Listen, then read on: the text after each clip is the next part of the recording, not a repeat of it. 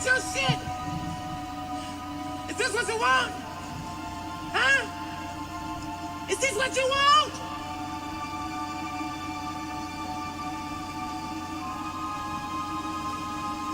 Well, come and get it, goddammit! I'll fucking wait. Who wanna debate? Straight, let me cook. Fish frying while season and marinate. Every season, there's no reason and just unanimous decision. Smash the noti bell, and thanks to all subscriptions. Mama mentality, stop fouling me, I'm goated. Body shots got them folding. Every word they can quote it. Smoking bud, watching bud, smoke these niggas Mayweather with the defense, nothing short of genius. High step into the end zone like prime time. Point me to the limelight. Mic check, it's my time. The pod God every time I deliver. You're now tuned in to GOAT Thriller. I'm here to stay. All the chatter, y'all can dead it. Let's start the show. Yeah, I said it. Yeah, I said it. Dinging on them. Yeah, I said it.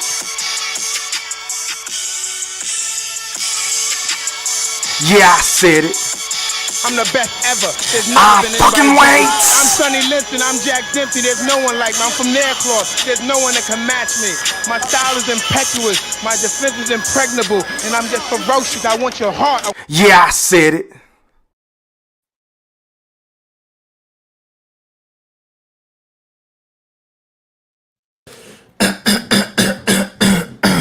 Now, before I get into what I'm about to get into, I just want to make sure that each and every last one of y'all hit that like or dislike button.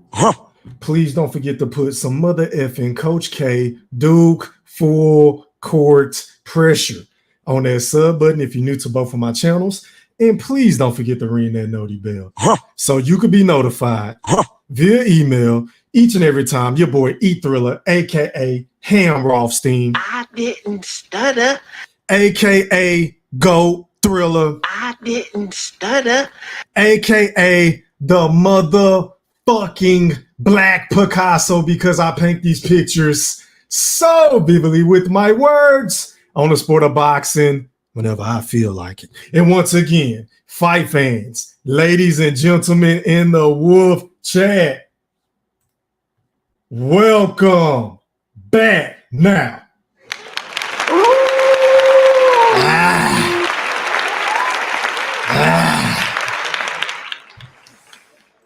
First things first, man. Shout out to everybody that's watching this live stream podcast on both of my YouTube accounts. Make sure y'all put some comments in the comment section and let me know that you're slipping and sliding with your boy GOAT Thriller, aka the Black Picasso.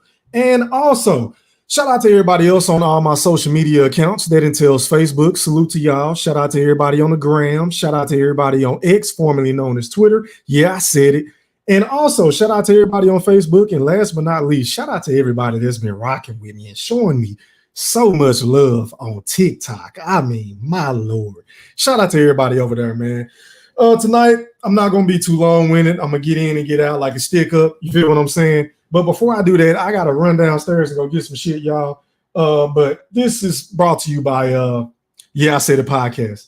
I'm going to tell you a story right now. A story about a man named Stone Cold Steve Austin who rolled into Dallas, Texas last night. And when I rolled into Dallas, Texas, I was real thirsty. So I went to a bar and started drinking beer and more beer and more beer. Then I started throwing darts, playing pool, drinking beer. Then I got on one of those mechanical bulls. I rode that bull front ways, sideways, backwards, front ways, two-handed, one-handed, no-handed. Finally had to shut that summits down because I wore it out. Then I started drinking more beer. And I started a fight. And the whole bar started fighting. I whipped everybody's ass. I threw them all out the door. Every single one right out the door. Finally, the bartender said, "Stone Cold, Stone Cold, Stone Cold." And I said, "What?" He goes, "Why are you throwing everybody out the damn bar?" I says, "You dumb son of a bitch, I'm getting ready for the Royal Rumble." I said, I'm getting ready for the Royal Rumble. And the bartender looked at me and he said, Stone Cold. And I said, what? He said, I heard Triple H is coming back to win the Royal Rumble. I drank some of that beer. I put that beer down. I looked at that bartender right in the eye. And I said, what? He said, I heard Triple H is coming back to win the Royal Rumble. And I said, Triple H is going to do a lot of things in his life, and he made a big comeback. He looks great. Phenomenal. He's the game. He's that damn good. The bottom line is, he can do all the bench presses, shoulder presses, lat pull downs, barbell curls, tricep extensions, squats, deadlifts, bent over rows, sit-ups, crunches, leg lifts. He can do all that, but the one thing he'll never do is throw Stone Cold Steve Austin over the top rope. That just won't happen. I looked at that bartender and I said, as a matter of fact, I'm working on my strategy right now. That's what he said. He said, what? I said, I'm working on my strategy right now. I looked down at my waist and I said, you see that? He said, what? I said, do you see that? That's what he said. He said, what? I said, that's a beer belly. A beer belly. A beer belly. By lowering my center of gravity, it makes it hard for a man to throw me over the top rope. That's Stone Cold Steve Austin's strategy. You understand what I'm talking about? So I looked at that bartender and I said, I ain't gonna mess with your mechanical bull no more. You can let everybody back in because I'm gonna drink every single beer you got to work on this beer belly. He said, what? Beer belly. What? Beer belly. What? And while I'm working on this beer belly, when I drink all you beer, I'm going down to Whataburger. And I'm gonna get a Whataburger with cheese. A Whataburger without cheese. A Whataburger with double cheese. A French fries. Some more French fries. I fucking want fresh catch fish sandwiches. Another Whataburger with double cheese. And I'm gonna roll in that Royal Rumble one pissed off sumbitch because Triple H, you said you kicked my ass once. You said you kicked my ass once. So you think you can do it again? That's what I said. I said what? And if you got a problem with that, I can say that to your face.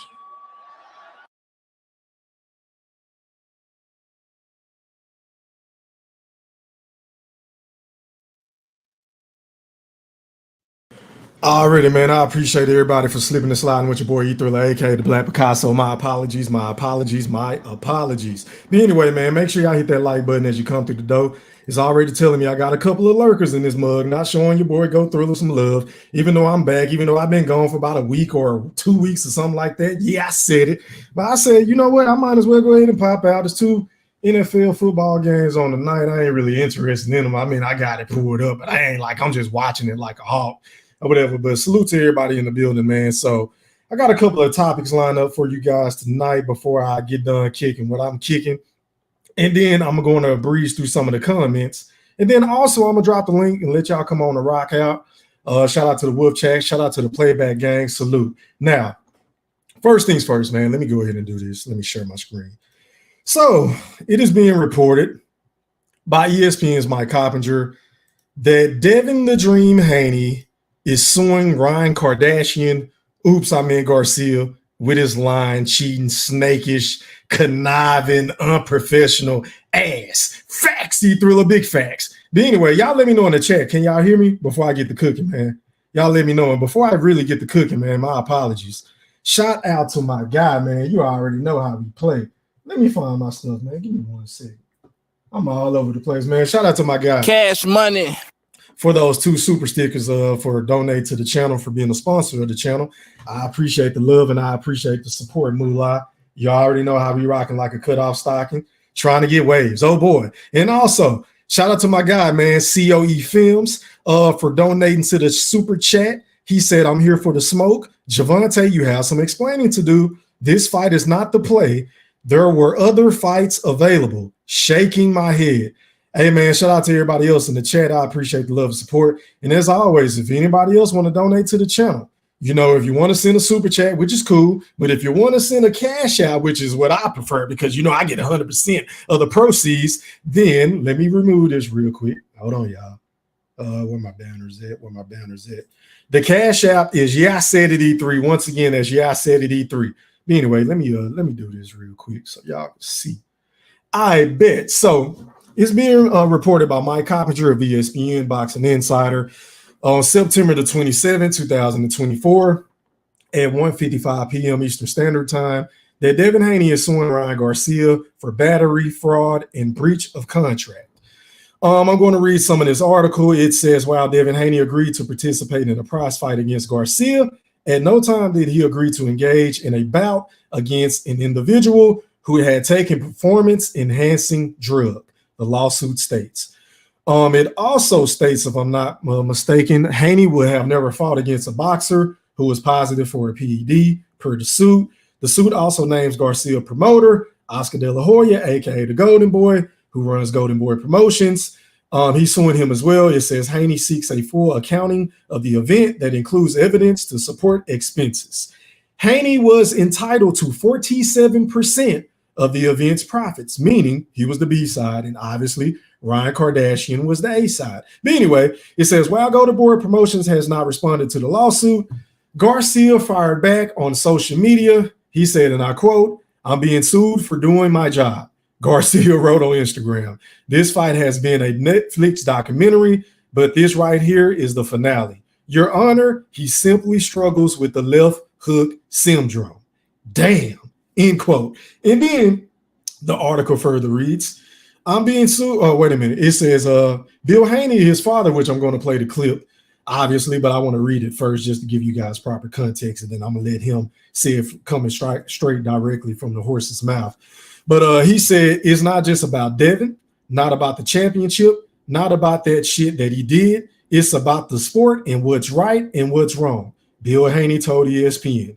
They say the left hook, the left hook, the left hook, and we say it was the drugs. So why would Ryan Garcia go in, plead guilty, and then not compensate Devin, but also cheat the people? Oscar De La Hoya receives $1 million as a fine. So why would he receive $1 million and Devin not? How can Golden Boy benefit from the ruling? End quote. Garcia is 24-1 with 20 KOs. He is eligible for reinstatement in April of 2025. Devin Haney, who got his O back, is 31-0 with 15 KOs. Doesn't have a fight scheduled to take place and hasn't competed since the bout that took place this past April. Now, let me just say this, man. Now, matter of fact, let me do this. Let me go ahead and roll this before I give you guys my honest opinion on this topic at hand. DJ E Thriller, I do not own the rights to this content. This is for educational purposes only. Hit that like button as you come through the door. And if you're new to the channel, make sure y'all hit that sub button and ring that noti bell so you can get notified every time your boy Go Thriller pop out on these special occasions. But anyway, let Bill Haney take it away. DJ E Thriller, roll that clip. Don't let this go over your head. Oscar De La Hoya and Golden Boy Promotions were awarded $1 million for damages for the fight Devin Haney versus Ryan Garcia on April the 20th.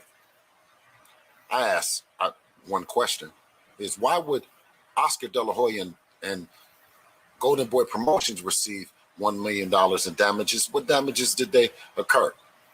For that, Devin Haney Promotions and me, we thankful to Devin Haney and stepping up and allowing us to do our job with Devin Haney Promotions and sue the entire outfit.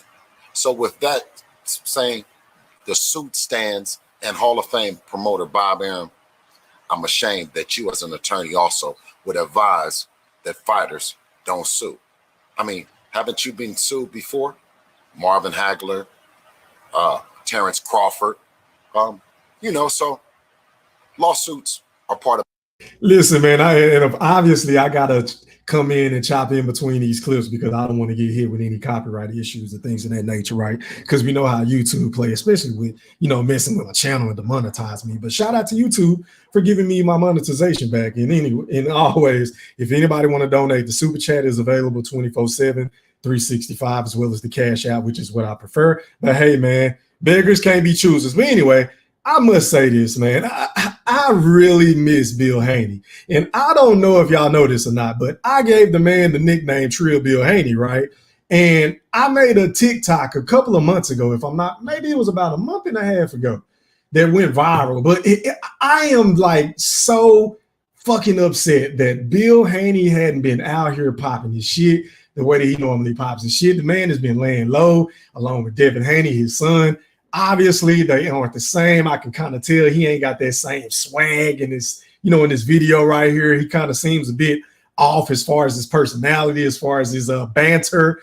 He's like very subdued, which is very alarming to me, if I must say so myself. But I'm gonna be honest, man. I know a lot of people hate the Haneys and they hate Trill Bill Haney because he's boisterous, he's loud, he feels like his son is the greatest thing since sliced bread and toilet paper. But at the end of the day, I will say that the sport of boxing has been extremely boring, especially these YouTube streets, without Trill Bill Haney. I mean, I'm just saying. Business.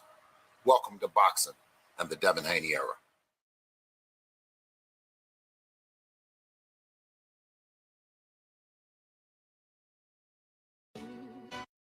All right, man. So that's what Trill Bill Haney had to say about the situation as far as filing a lawsuit against Ryan Kardashian, Haney-Garcia. But stop the presses, man. Stop the presses. Give me 1 second, y'all. My son going crazy in the background. Give me 1 second.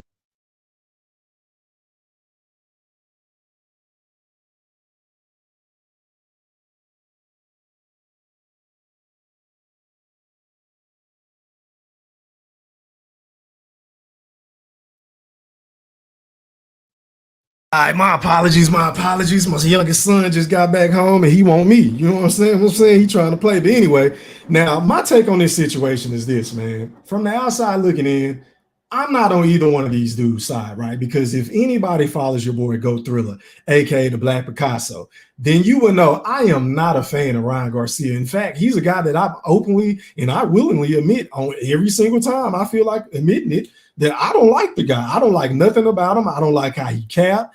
I don't like how he's a hypocrite. 1 minute he's a Christian. The next minute he talking about I smoke, I drink, I'm supposed to stop, but I can't. I'm a dog. I love hoes. And I'm addicted to money. Oh, do it big, then. Yeah. Do it big, then. Yeah. Do it big, then. I don't like nothing about Ryan Kardashian, Haney-Garcia. And to make matters worse, to your boy Go Thriller, aka the Black Picasso, for this man to go into this event, knowing that he was in an inopportunistic situation, knowing that everything was on the line, because let's be honest, the backlash that man received for quitting against Javante Tank Davis, aka Abdul Fraudheed is what I deem him. Facts, he Thriller, big facts. I'll talk about him later on another day. But anyway, the way that man quit from that body shot, and I know a lot of people saying, oh, Go Thriller, you don't know shit about the sport of boxing. Oh, he got caught with a good kidney shot. Oh, he got caught with a good liver shot. Shut up. Shut the fuck up. Because you and I both know that man was looking, and he was looking at that tank on the opposite end of the ring. And he said, look, man, I don't want any more parts of that. So it wasn't really a matter of the man got hit with a shot to the point to where he's balling over and rolling over on his stomach or laying on his back. The man just took a knee. He took a Tim Tebow. He was looking coherent the whole time. It looked like he was short of breath. You feel what I'm saying? But I didn't see anything, or at least 4 or 5 times I watched the fight that made me believe that the man couldn't get up. I just think he didn't want to take any more punishment, in my BFB Master Q voice. Facts, he Thriller, more facts. But anyway, there was a stench, there was a stigma behind Ryan Garcia. And I guess he said, well, God damn it, I got to do something. I got to change the narrative. I got to go in here and put on my best performance against Devin the Dream Haney, who was the same guy heading into the fight that I said, look, man, Ryan ain't got no business in the ring with Devin Haney. I feel like there was levels to this shit. And at the present moment in time, after seeing Devin Haney do what he did to reach his pro grade, after seeing Devin Haney win in a close fight against Vasily Lomachenko, who, once again, to play devil's advocate, there's a lot of people that come in my chat. There's a lot of people that come on my panel that say, go Thriller, you don't know what you're talking about. I had Lomachenko whooping Devin Haney that night. And Lomachenko appeared to, be on the cusp or the verge of stopping the Devin the Dream Haney. And what was it, round 10 or 11? I mean, that's what the people be saying to me. You know what I'm saying? But Devin Haney went out there and did what he was supposed to do against those other guys. So I'm thinking, look, if y'all go just do your research, I did a TikTok about this shit now. I think about it. But I was like, I didn't even want to see that fight because I feel like Ryan Garcia wasn't on Devin Haney's level. And that's the way I felt at that present moment in time, right? But 2020 in hindsight, hindsight is 2020, right? And we all know what happened. I mean, from the opening bell, Ryan Kardashian landed a punch that Devin Haney, along with his father and Trill Bill Haney, said they were going to be prepared for. They seen him do it in the amateurs. Ryan Garcia fights the same way. He hasn't gotten any better. He's a C-level fighter. I'm an A-level fighter. He isn't dedicated to the sport. It's going to show on April the 20th, free smoke and all this stuff. They was going to roll him up in the pack and smoke him. You feel what I'm saying? And whenever Devin Haney went out there underneath the brightest of bright lights in his fucking illustrious career so far, he wet the bed, y'all. I mean, I'm sorry. I know that Ryan Garcia cheated, and y'all know I don't like Ryan Garcia, not even a little bit. But I mean, my Lord, for you to go out there and get caught, it wasn't like it was later on in the fight where you kind of tired, you slip up on your fundamentals, or you're getting a little gas, or you had a cut over your eye, you couldn't see the punch coming. No, Devin Haney, as soon as that bell ring, that dude got dinged on, y'all. Facts, he Thriller, more facts. 100. I mean, I'm just saying, so for Bill Haney to say it was the Austrian, and for Devin the Dream Haney, who had an interview come out with the great Andre Ward, the Hall of Famer, first ballot, one of my favorite boxers, man. And I think he's an excellent interviewer. He asks all the tough questions that the peoples want answers to, right? But whenever I heard Devin Haney say that his game plan was fine, he didn't do anything wrong. Oh, it was just the Austrian. Oh, it was just the drugs. We wasn't on an even level playing field. So my thing with that is this. If I was Andre Ward, I would love to ask Trill Bill Haney or Devin Haney, or hell, both of them, if they don't mind coming on the Yeah I Said It podcast to pop their shit with Go Thriller. But I would love to ask them, like, do you believe, let's just say for the sake of the argument, if Ryan Kardashian was on the Austrian against a Terence Crawford, obviously against a Gervonta Tank Davis, who was in a similar situation then as Devin Haney, to where that man came out and threw the same punch 3 or 4 times before Tank slipped it and clocked his ass. I mean, I'm just saying, right? But do you believe a guy like Pernell Whitaker or Floyd Money Mayweather or anybody that had boxing skills, that had that defensive prowess in their arsenal, would get hit with the same punch time after time after time again? I'll wait. I will fucking wait.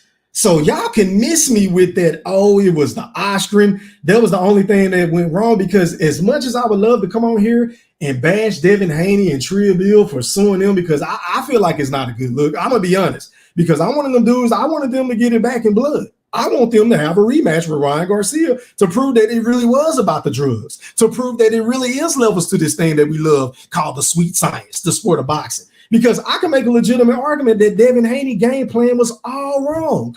All wrong. Why are you trying to go out there and bang with a guy that's faster than you, a guy that is obviously bigger than you, a guy that is obviously much stronger than you, a guy that on that given night, I still can't believe it. I can't fathom, and it's hard for me to put into words, but a guy that had a higher boxing IQ than Devin the Dream Haney. You feel what I'm saying? I still I cannot believe that Devin Haney allowed for a guy that was undisciplined, who was unprofessional, that didn't show any integrity, who just basically was just making a mockery out of the sport leading up to the fight, right? Go in the ring and beat him with one punch, fight in spurts, because it was obvious to me, even though the man was on the Austrian, the dude looked gassed from rounds 3 all the way up to 8. And then all of a sudden, every time he had a big explosion, that's when he knocked Devin Haney down time after time again. I mean, I'm just saying. So I still can't believe it because I just feel like, once again, for those of you who are new to my channel, I thought Devin Haney was like that. And there was one particular time where I feel like Shakur was the guy. And then I went from Shakur to Tank, and then from Tank to Devin Haney, obviously. But after seeing his performance against Ryan Garcia, I'm looking at Devin Haney a certain type of way. And I'm not going to sit up here and call the man soft. Because if the man was soft, like, let's be honest, and I've been reading a lot of these dumbass comments on social media, whether that's on X or TikTok, in these boxing Facebook groups and YouTube, and the list goes on and on, right? And everybody is calling Devin Haney soft for suing, but I mean, if the man was soft, then he had every ample amount of opportunity on April the 20th to go out there and just lay down. He could have quit, because when I tell you it got Bubba Sparks ugly, like I'm talking about from the opening bell all the way up to round 12, to the point to where Ryan Kardashian was begging Trill Bill Haney to stop the damn fight. He was begging him to stop the fight. You feel what I'm saying? And Devin Haney, it was obvious that his legs was gone. He had noodles for legs. He didn't have any pop on his punches. His defense was all over the place, because I believe in my heart of hearts, his equilibrium was thrown off ever since he got clocked upside the head in that ear with that left hook on the right side, because he didn't have his earmuffs up. Facts, he threw a little more facts. I mean, I'm just saying. But anyway, man, stop the presses. 100. Stop the motherfucking presses. Shout out to my guy, man, Chris. I ain't gonna say your full government name. Matter of fact, he said for CW, aka Reggie Bush, he said, keep up the good work. Hey, man, I appreciate the love and support. And as always, I got to get everybody right that sends me some money, that sponsors the channel. So a 1, a 2, a 1, a 2, a 3, yak, hit it.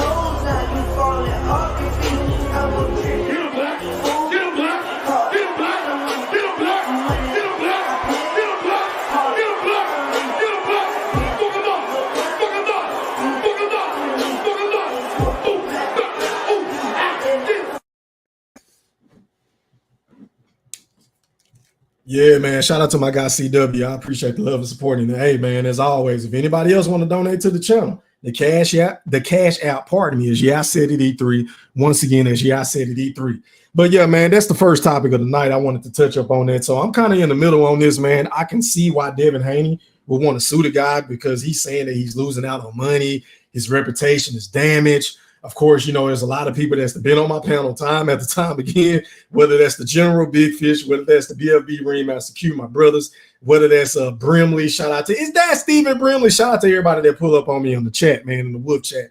But it's a lot of guys that say, look, man, you can erase that loss on your record, but we ain't going to forget what we saw. So maybe that's why Devin Haney is like, look, man, you messed up my potential earning money, you know, with guys like Tank or possibly a Shakur. If I go to 147 and possibly fight a Jerome Business, I mean, hell, who knows? Who knows what the future may hold for Devin the Dream Haney? But then again, on the flip side, if you're a fan of Ryan Garcia, you're going to be like, well, damn, Devin, this shit is weak, because all you got to do is like try to press hard for a rematch in April, because you've been on record for saying on multiple podcasts that you would love to do a rematch as long as it's on an even playing field, and as long as he capitulates to some of your stipulations, and as long as you're the A side or something to that effect, just to paraphrase some of your statements. So I just say, look, man, at the end of the day, I ain't on either side. I don't condone cheating at all. Y'all know I hate Ryan Garcia with a passion. I don't like nothing about him. Nothing, absolutely nothing about him. But on the flip side, for Devin Haney to say that, oh, my game plan was fine. Oh, we didn't do anything wrong as far as preparation. Oh, it was just the Austrian. It was the drugs because he had a little bit in his system and I didn't have any in mind. Well, sir, that has absolutely, positively nothing, and I repeat, nothing to do with you not being able to slip underneath a hook, being able to catch a hook with that shoulder roll that you try to love to do, like your idol TBE. Facts, you throw a little more facts. It has absolutely nothing to do with your fundamentals, sir. I mean, I'm just saying. But anyway, let me remove this shit. Hold on, y'all. Give me 1 second. All right, man. So, Ramad, the second topic of the night show. There's rumors circulating and percolating around here in these social media streets that Terence Crawford, aka the Boogeyman, aka the #1 pound-for-pound fighter in the sport again, in my honest opinion, after his fucking just a phenomenal performance against Israel Majimov. And I think a lot of you Neanderthals who really just don't know nothing but outside of hating on Terence Crawford is taking that fucking performance for granted because, mind you, the man probably had a little ring rust. He's in his 4th weight class. He's moving up to a division. He's fighting a guy that's herky-jerky, a guy that really didn't want to engage, a guy that was, doing everything he's supposed to do. Because if I was a coach, if I was training a fighter that was going up against Terence Crawford, I would say, look, man, the less you throw, the better. The less you throw, the better, because we know this dude is a counter-punching master. So I got to give credit where credit is due to Israel Majimov and his team in his corner for coming up with a phenomenal game plan. And I also have to give credit for Terence Crawford for moving up in his 4th weight class, for not taking the tune up, for going out there and winning and beating arguably the best guy at the division at 154 pounds. You feel what I'm saying? So I got to give all credit for him going into his toolbox and doing whatever he had to do to put on a boxing clinic. Me personally, I thought it was a boxing clinic. I had the man winning 11 rounds to 1, but that's neither here nor there. But back to the topic at hand, right? So let me find this real quick. Y'all give me 1 second because I want to show y'all. Y'all know me, I'm the king of receipts. But I was trying to rush and get ready to do the show, and I ain't really have time to prep like I usually do. So my apologies. But we going to get through this shit together, man. Shout out to everybody. If you hadn't hit that like button, pretty please hit the like button.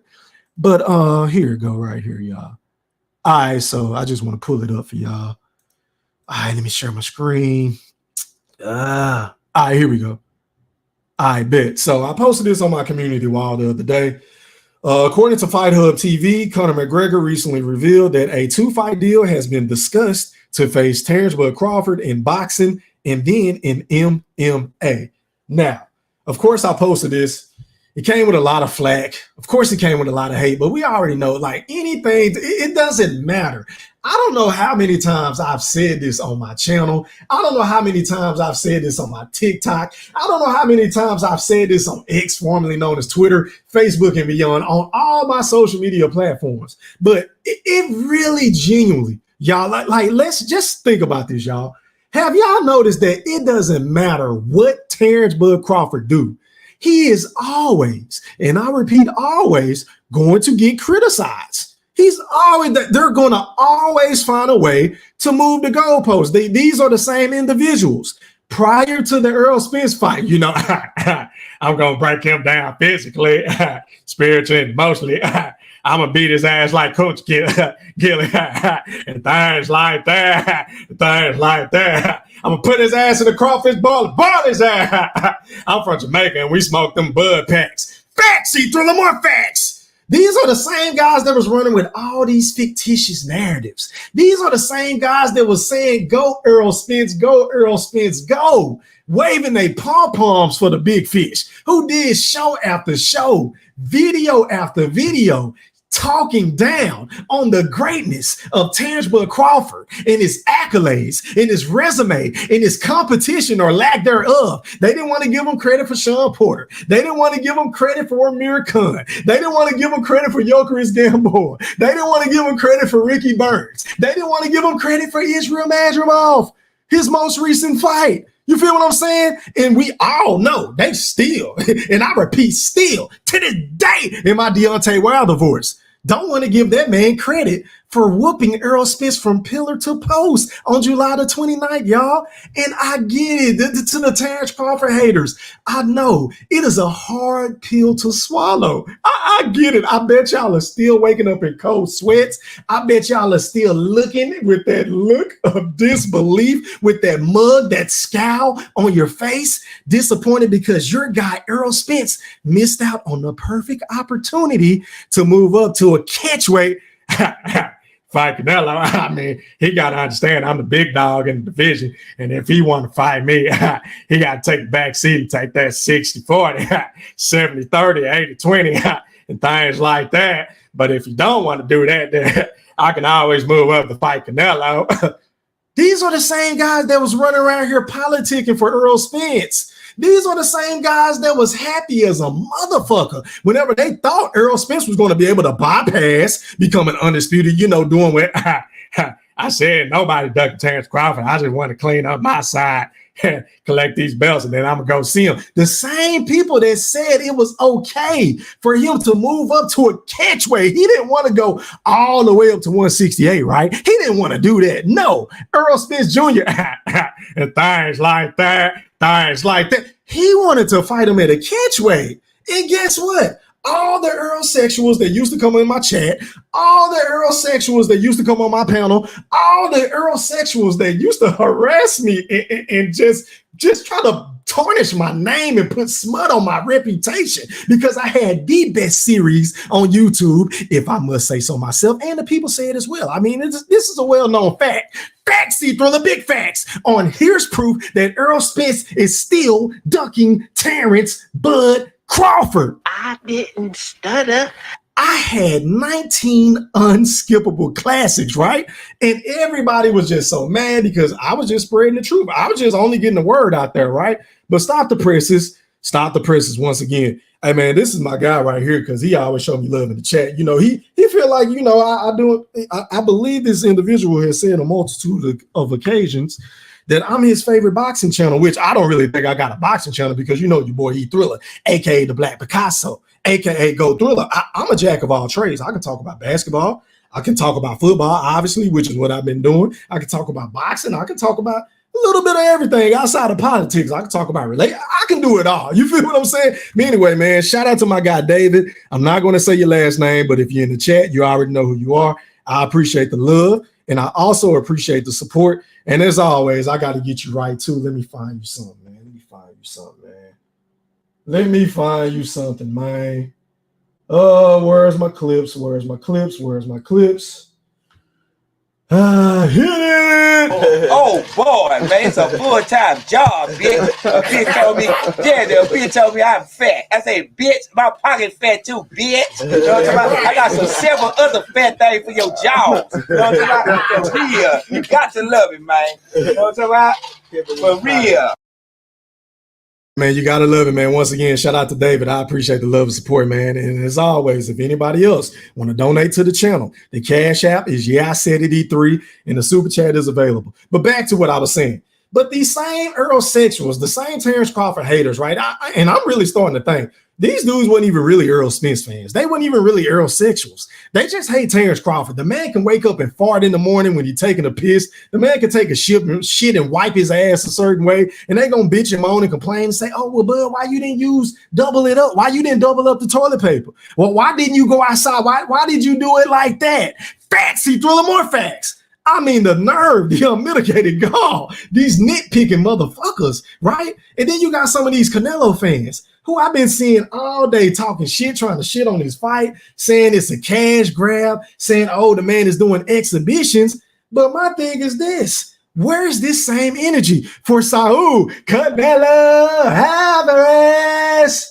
When this motherfucker is picking one cherry, another cherry, after another cherry, after another cherry, another fight that we didn't want to fucking see. Where's this same energy? But these same fucking bozos, these same goddamn Neanderthals, I mean, the audacity of some of these idiots, I don't even think they understand how they expose themselves without even trying to. Like, they expose themselves so easily to the point where I'm like, well, damn, you making it so easy just for me to squat down and take a shit on all your talking points. I mean, I'm just saying, because if you're saying that Terence Bud Crawford is ducking and avoiding Jerron Boutinis and Charlo and T.O. and Ryan and all these other dudes that's clout chasing, all these other dudes that's begging, yeah, I said it, begging the boogeyman for a fight. They're literally on their hands and knees begging. The little old guy from North Omaha, Nebraska, the same guy that they say still can't sell tickets, the same guy that they say still can't sell pay-per-views, the same guy that they said his interviews are boring, the same guy that they said, look, man, he doesn't have the appeal, he doesn't have that look,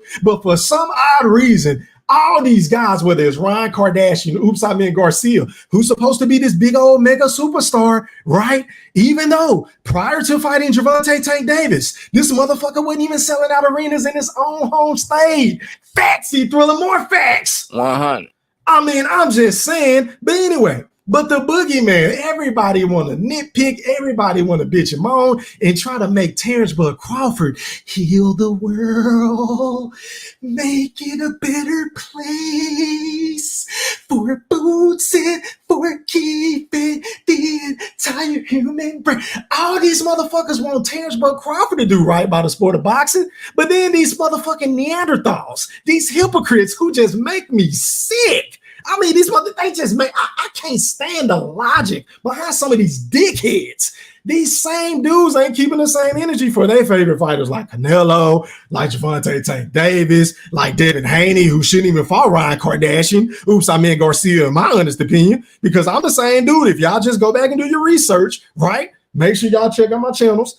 I said, look, I didn't want to see that fight. I wasn't asking for Devin Haney to fight him. I wanted Devin Haney to unify at 140. I was not asking for a fight with Ryan Kardashian. Oops, I meant Garcia. Absolutely not. Facts, Thriller, more facts. 100. I mean, I'm just saying. But if anybody think I'm capping, all you got to do, hey, man, the internet, Google is your friend. Just look me up. Yeah, I said it. Podcast. Yeah, I said it. Podcast TV. Or you can type in E-Thriller, Go Thriller. Well, one of my names going to pull up. One of my aliases go pull up all my content. All you got to do is go check me out. But anyway, so I say all that to say, look, man, it don't matter if Bud take a fight with Canelo. They going to criticize him for that. They going to say it's a cash grab. But then if you whoop Canelo, they going to say Canelo was over the hill. He was past his prime. Oh, he wasn't really focused on that fight. He was worried about bigger and better things. But if Bud stay at 154 and fight Sebastian Fundora, which is a lot of people, I don't know why, but it's a lot of people politicking and really rooting for him to fight that guy. Now, I wouldn't mind seeing the fight, but do I believe that fight is going to do astronomical pay-per-view numbers? Absolutely not. And Terence Crawford is my guy. But once again, I am the nigga on YouTube that's going to tell y'all what y'all need to hear, not what the fuck you want to hear. Facts, Thriller, more facts. But anyway, I'm focused, man. Shout out to everybody in the building, man. It's telling me I got about to run my 23 people on my main account, man, with 19 likes. So can the other 4 sightseers or other people that hate my guts but still watching my channel or might be new to the channel, I mean, I don't want to assume, but can the other individuals hit that like button? Pretty please. But anyway, helps the algorithm go a long way. But yeah, man, it don't matter who Bud face. It don't matter what he say. It don't matter what he do. They gonna nitpick and find. They gonna figure out some way to hate on the boogeyman and Terence Bud Crawford. But am I opposed to seeing this fight? Absolutely not. Now, am I going to pay for this fight? Fuck no. I love Terence Crawford to death, but like I told y'all in his last fight, I wasn't even asking for him to fight Israel Madrimov. If anybody that follows my channel know, I was pushing for him to fight Boots. I still want to see him fight Boots. You feel what I'm saying? So I'm not going to support this fight or pay for a fight that I don't want to see. I don't give a damn if it's my favorite fighter or not. I don't give a fuck about none of that, right? But anyway, on to the next topic. So I've really been ready to talk about this particular topic because, I caught a lot of flack. I've been getting a lot of flack over the years for, not really being a fan of Anthony Joshua because I'm the same guy that's been saying for years on top of years, for as long as I've been watching boxing, that Anthony Joshua is boring. Anthony Joshua is overrated. Anthony Joshua just doesn't have the it factor. He doesn't have the killer instinct. He just seems like a guy that's just content with being a supermodel, going in the gym and hitting the weights and, coming out looking buff, taking a couple of pictures and going home with some models and shit like that. I mean, that's who he strikes me as, right? So I really didn't even talk about this fight because I honestly didn't care, right?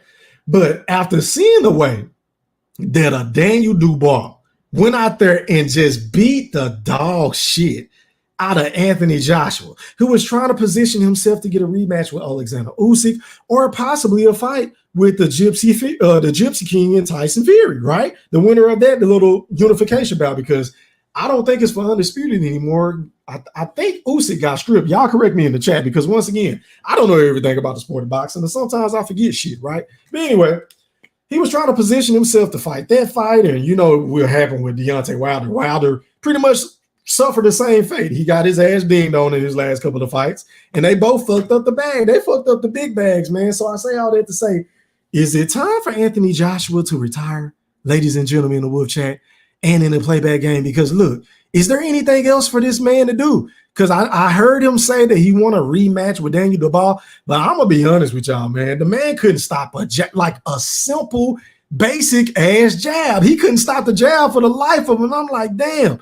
As soon as he came out from the opening tap, I'm like, he on his heels. He looking scary. He fighting off his back foot, which really ain't, his level of expertise, in my honest opinion. I feel like Anthony Joshua, whether I like him or not, is a much better fighter when he's walking his opponents down, imposing his size and girth on people. You feel what I'm saying? But for whatever reason, he let Daniel Dubois come out there and throw an educated jab. He was landing that overhand right all night long. I mean, goddamn, you want to talk about getting dinged on. You want to talk about a fucking embarrassing performance. Then look no further. I mean, goddamn. Hold on, y'all. Where my shit go? All right, there it go. Yeah, but anyway, that was a very putrid performance for Anthony Joshua. But I've been trying to tell some of you dudes, I know Boxing Nerd, my brother, shout out to my brother from Canada, but you got to come on and get this work tonight. If you're in the chat, yeah, I said it because you was trying to tell me on the last show that I did that you wanted to do a bet between a trilogy match between Anthony Joshua and Alexander Usyk. And I'm thinking to myself, of course I'll take the bet, but have you lost your fucking mind? Have you lost your fucking mind? And don't even get me started on, is that Stephen Brimley? Is that Stephen Brimley, who's always defending Anthony Joshua's honor on X? Every time I look up, he arguing with another motherfucker about Anthony Joshua on the behalf of Anthony Joshua. And I'm just thinking to myself, like, Brim, damn, like, bro, I don't see what y'all see. I'm sorry, I don't see what y'all seeing. Like, once again, y'all already know I'm a guy that's been pretty adamant and pretty consistent by saying that, look, this heavyweight era is one of, if not the worst eras in boxing. I'm just saying, I don't think any of these guys outside of maybe Alexander Usyk could possibly compete with the guys in the 90s and the late 2000s and the 80s. I don't see it.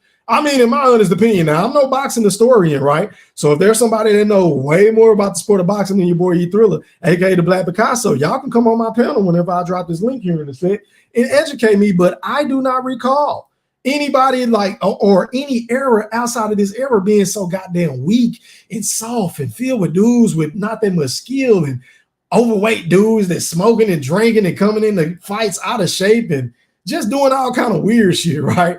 So I don't know what's next for AJ. I think he might want to explore the possibility of hanging him up, man. Because, I mean, how much money do you need? Like, I know enough is never enough. You can never have too much money. But at the end of the day, your health and the way that he was responding to some of them shots, I don't like his punch resistance. I don't like the way his legs was reacting. Y'all want to talk about Devin Haney taking an ass whooping? No. Anthony Joshua took an ass whooping. And it was a quick ass whooping, right? Now, some may argue that, Devin Haney's was worse because it went 12 rounds. But look, at least Devin Haney had some sort of success in that fight to where I can say, okay, in the rematch, if he do X, Y, and Z, then maybe, just maybe, he can come out with a dub against Ryan Garcia. It's a lot of people that feel like Devin Haney has a possibility of winning. But I haven't heard a soul on planet Earth, or at least on these YouTube streets, say that they believe that Anthony Joshua can beat Daniel Dubois after that performance. I mean, I'm just saying, right? And last but not least, I got to talk about this, right? Because my Dallas Cowboys, they just won against the Giants this past Thursday. To me, it was a lackluster performance. I expected for us to go out there and perform a hell of a lot better against one of the teams heading into this NFL season, to where I feel like they wasn't going to be one of the ones, and they still not one of the ones, right? They're not a team that you got to be worried about in the NFC East, right? But for whatever reason, the Dallas Cowboys, I don't know if it's because, they had the negotiations with Dak Prescott in the offseason and CeeDee Lamb, and Jerry Jones was procrastinating. He didn't want to sign him. He didn't want to go out and sign Derrick Henry. And speaking of Derrick Henry, who inspired me to make my TikTok that I made last night, and who also inspired me to touch up on this topic real briefly before I drop this link and read some of these comments, right, and get back to boxing. But how can Jerry Jones, of all people, who's supposed to know a hell of a lot more about the sport of football than me? I mean, he's around it every single day. He's surrounding himself with knowledgeable, who's supposed to be knowledgeable individuals who are supposed to be able to scout, who's supposed to say, look, man, we're missing X, Y, and Z according to the analytics. And if you paid attention to the Dallas Cowboys over the last couple of years or so, then you would know that as a fan or a hater of the Dallas Cowboys, because let's be honest, we got a lot of fans, but we have way more haters. Facts, he threw them more facts. But anyway, if you pay attention to the Dallas Cowboys, right, and if you see how they really operate as far as Dak Prescott, in my honest and humble opinion, is at his absolute best whenever he has a running game to back up his passing game, y'all. Dak Prescott is a guy that needs to be able to have the play action capability to scroll out to the left or to roll out to the right to complete those passes down the field to a CeeDee Lamb or to a Brandon Cooks or to a Jake Ferguson, right? But the man can't really do that because these teams know that the Dallas Cowboys at this present moment in time are super one-dimensional. And if you're Jerry Jones, for you to even utter on 105.3 The Fan, for you to go on the Stephen A. Smith show, shout out to Stephen A. Smith, who did a phenomenal interview with Jerry Jones a couple of weeks back, right prior to the season. But for him to say that he felt like they didn't need a Derrick Henry or they couldn't afford Derrick Henry is blasphemous, y'all. Like, it is such bullshit, because I've heard on multiple occasions from credible sources within the NFL spectrum that Derrick Henry trains in Dallas. Derrick Henry lives in Dallas. Derrick Henry grew up being a Dallas Cowboys fan, and Derrick Henry would have taken a pay cut to become a fucking Cowboy. So for Jerry Jones to fumble this bag, right, and for that man to go out there and put on that virtuoso performance against us in week 3, and then for him to follow it up with that performance that he had last night by rushing for, what was it, 199 or some yards like that, it's just so demoralizing as a Dallas Cowboy fan. And if there's any Dallas Cowboys fan in the chat, in the playback, on TikTok, on Twitter, or Facebook beyond, that want to come on and congregate and want a fellowship tonight, then have at it. I'm about to drop this link, man, but I am just so disappointed in my owner and Jerry Jones, but I'm so used to it, man. And I'm really starting to think that this has to be up there with the 1998 draft, whenever he selected Greg Ellis over Randy Moss. You know, they got it. Just throw that thing up there, Dante. He can't jump with me. Golly, to take him over the GOAT, in my opinion, at the wide out position, and Randy Moss, a guy that can just go down the field, a guy that can just had all stay for hands. Man didn't drop any fucking passes, right? You had to automatically double team him every single play. For Jerry Jones to pass up on him, and then you follow it up decades later, and you pass up on Derrick Henry, who you could have got at a hometown discount, it's just unforgivable.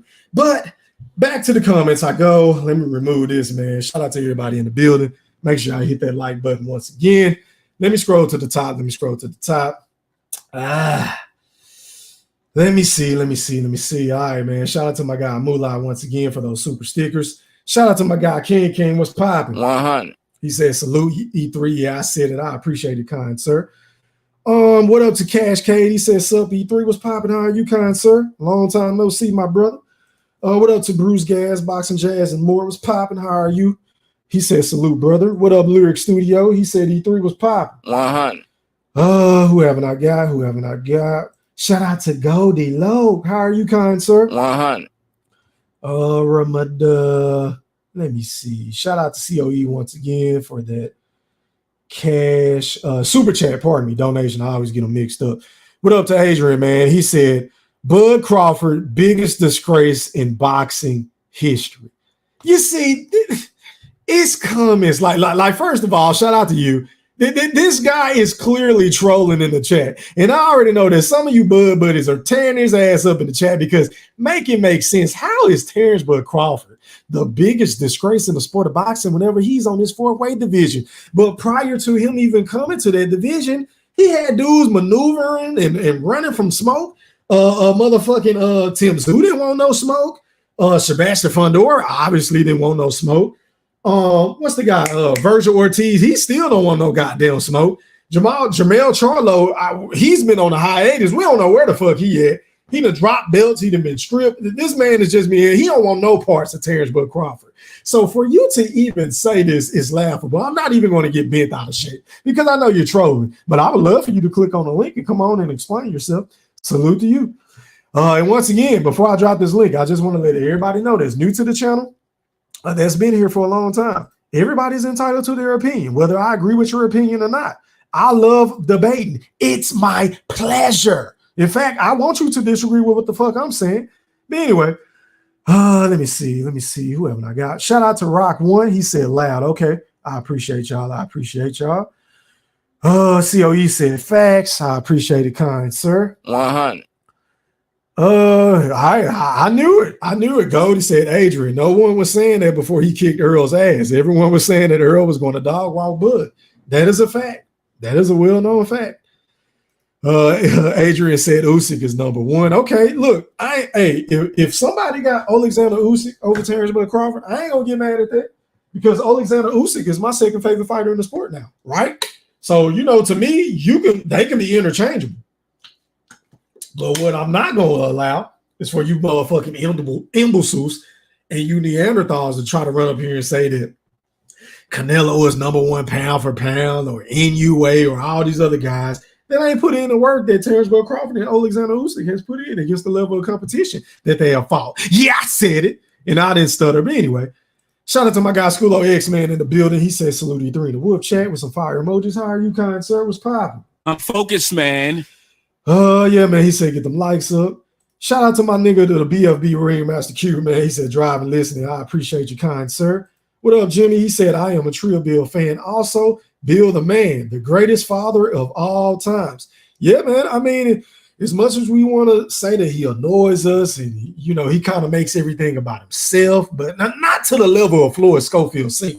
Like, to me, I can bear Trill Bill Haney because he witty with his shit. He funny. He kind of, he's slick. He real slick with his words. And if you ain't the sharpest tool in the shed box or in the toolbox, rather, then he gonna run amok all over you in the debate. I mean, we're talking about Trill Bill Haney, right? So I ain't really got no problem with the way or his approach to the sport of boxing and the way that he promotes himself, but not only himself, but his son, because he tends to make it about Devin a lot. But yeah, man, I agree with that. Goldie said Boots has never fought a champion. He have a duck bud more than once. If he is all that, tell me why he won't move to 154. Where all the smoke is. Hey, man, that's a question that I ask all the time. A lot of people said that Moose was going to drop that belt in order to avoid from fighting Karen, but he still got that belt, man, and it sounds like that fight about to take place in, November? If I'm not mistaken, somebody educate me in the chat. I ain't really been keeping up with boxing like that. I've been on my football, college football back. The NFL is obviously back, so I just been preoccupied with that. You feel what I'm saying? But anyway, man. Shout out to my guy, man. You already know I got to get you right every time you come with my motherfucking chat. Shout out to my guy, ASAP.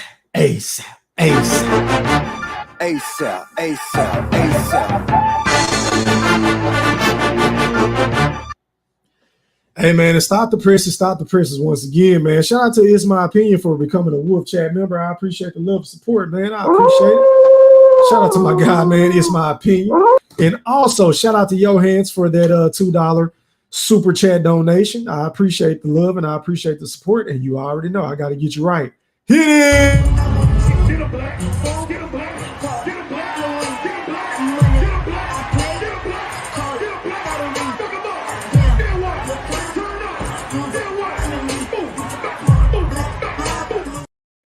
All right, man, I apologize. If I missed anybody else, man, I apologize, but I got to drop this link because I'm trying to get off of here no later than 10 o'clock. So let me go ahead and drop this link. But before I drop the link, let me go over the panel rules and the panel etiquette on my channel. All right, man. So rule number 1, please cut your camera on so I can authenticate who you are. Unless you have my personal phone number, you have to cut your fucking camera on, right? If you can't text me and say, hey, E-Thriller, this is me, bro, my phone fucked up, whoop-de-woo, then don't even try it. I'm not going to let you on my motherfucking panel. I don't give a fuck if you got a channel. I don't give a fuck if you think you're popping. I don't give a fuck if you claim you don't know me, even though you've been on my fucking shit at least multiple times trying to get on. But every single fucking time you try to get on, you don't want to cut your camera. I don't give a fuck about none of that because once again, I don't really like a lot of niggas on YouTube anyway, so I can care less if you come on or not.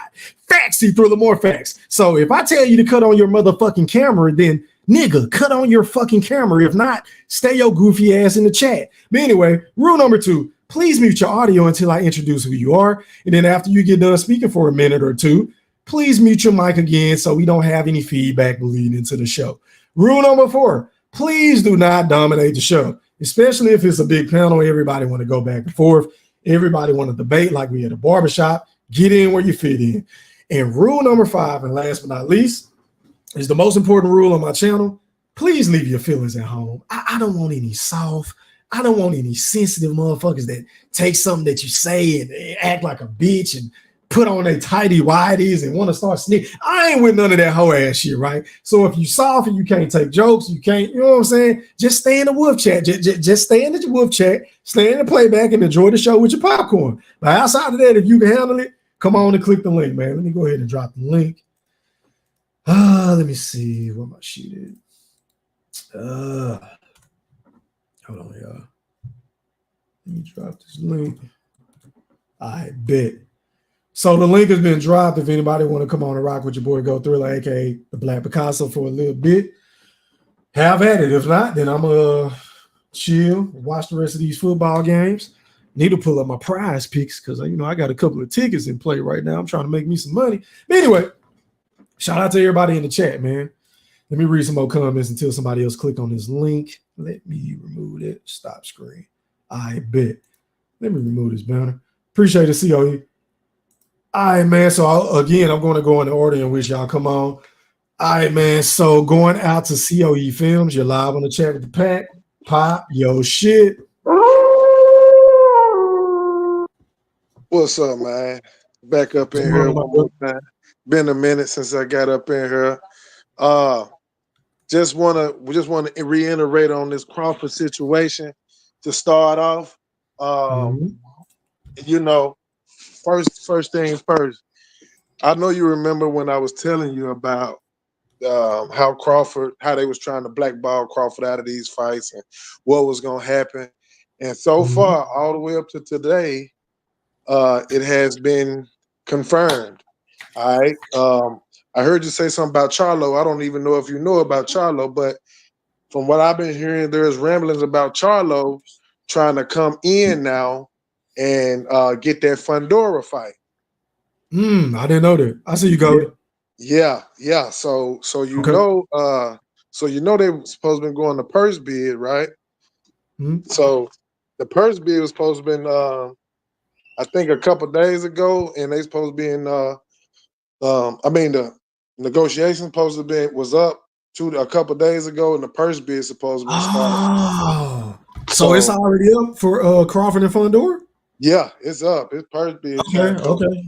I appreciate it. Go ahead. Go ahead. So I haven't heard anything else, but I have heard rumblings about Charlo trying to step in now and coming out of champion recess to try to get that Fundora fight. So that goes right in line. That goes right in line what I was telling you last time when I was on here about how them belts Al was trying to keep them belts from Crawford being in Crawford's hand. So fast forward. I've been hearing ramblings about Canelo and Crawford. I see you got McGregor and Crawford fighting. I mean, there was rumors, but I just think according to Connor, I don't know if they're realistic, but I just wanted to touch up on the hypocrisy of some of these idiots that want to criticize Bud's every move, but they don't keep that same energy for their favorite fighter. But go ahead.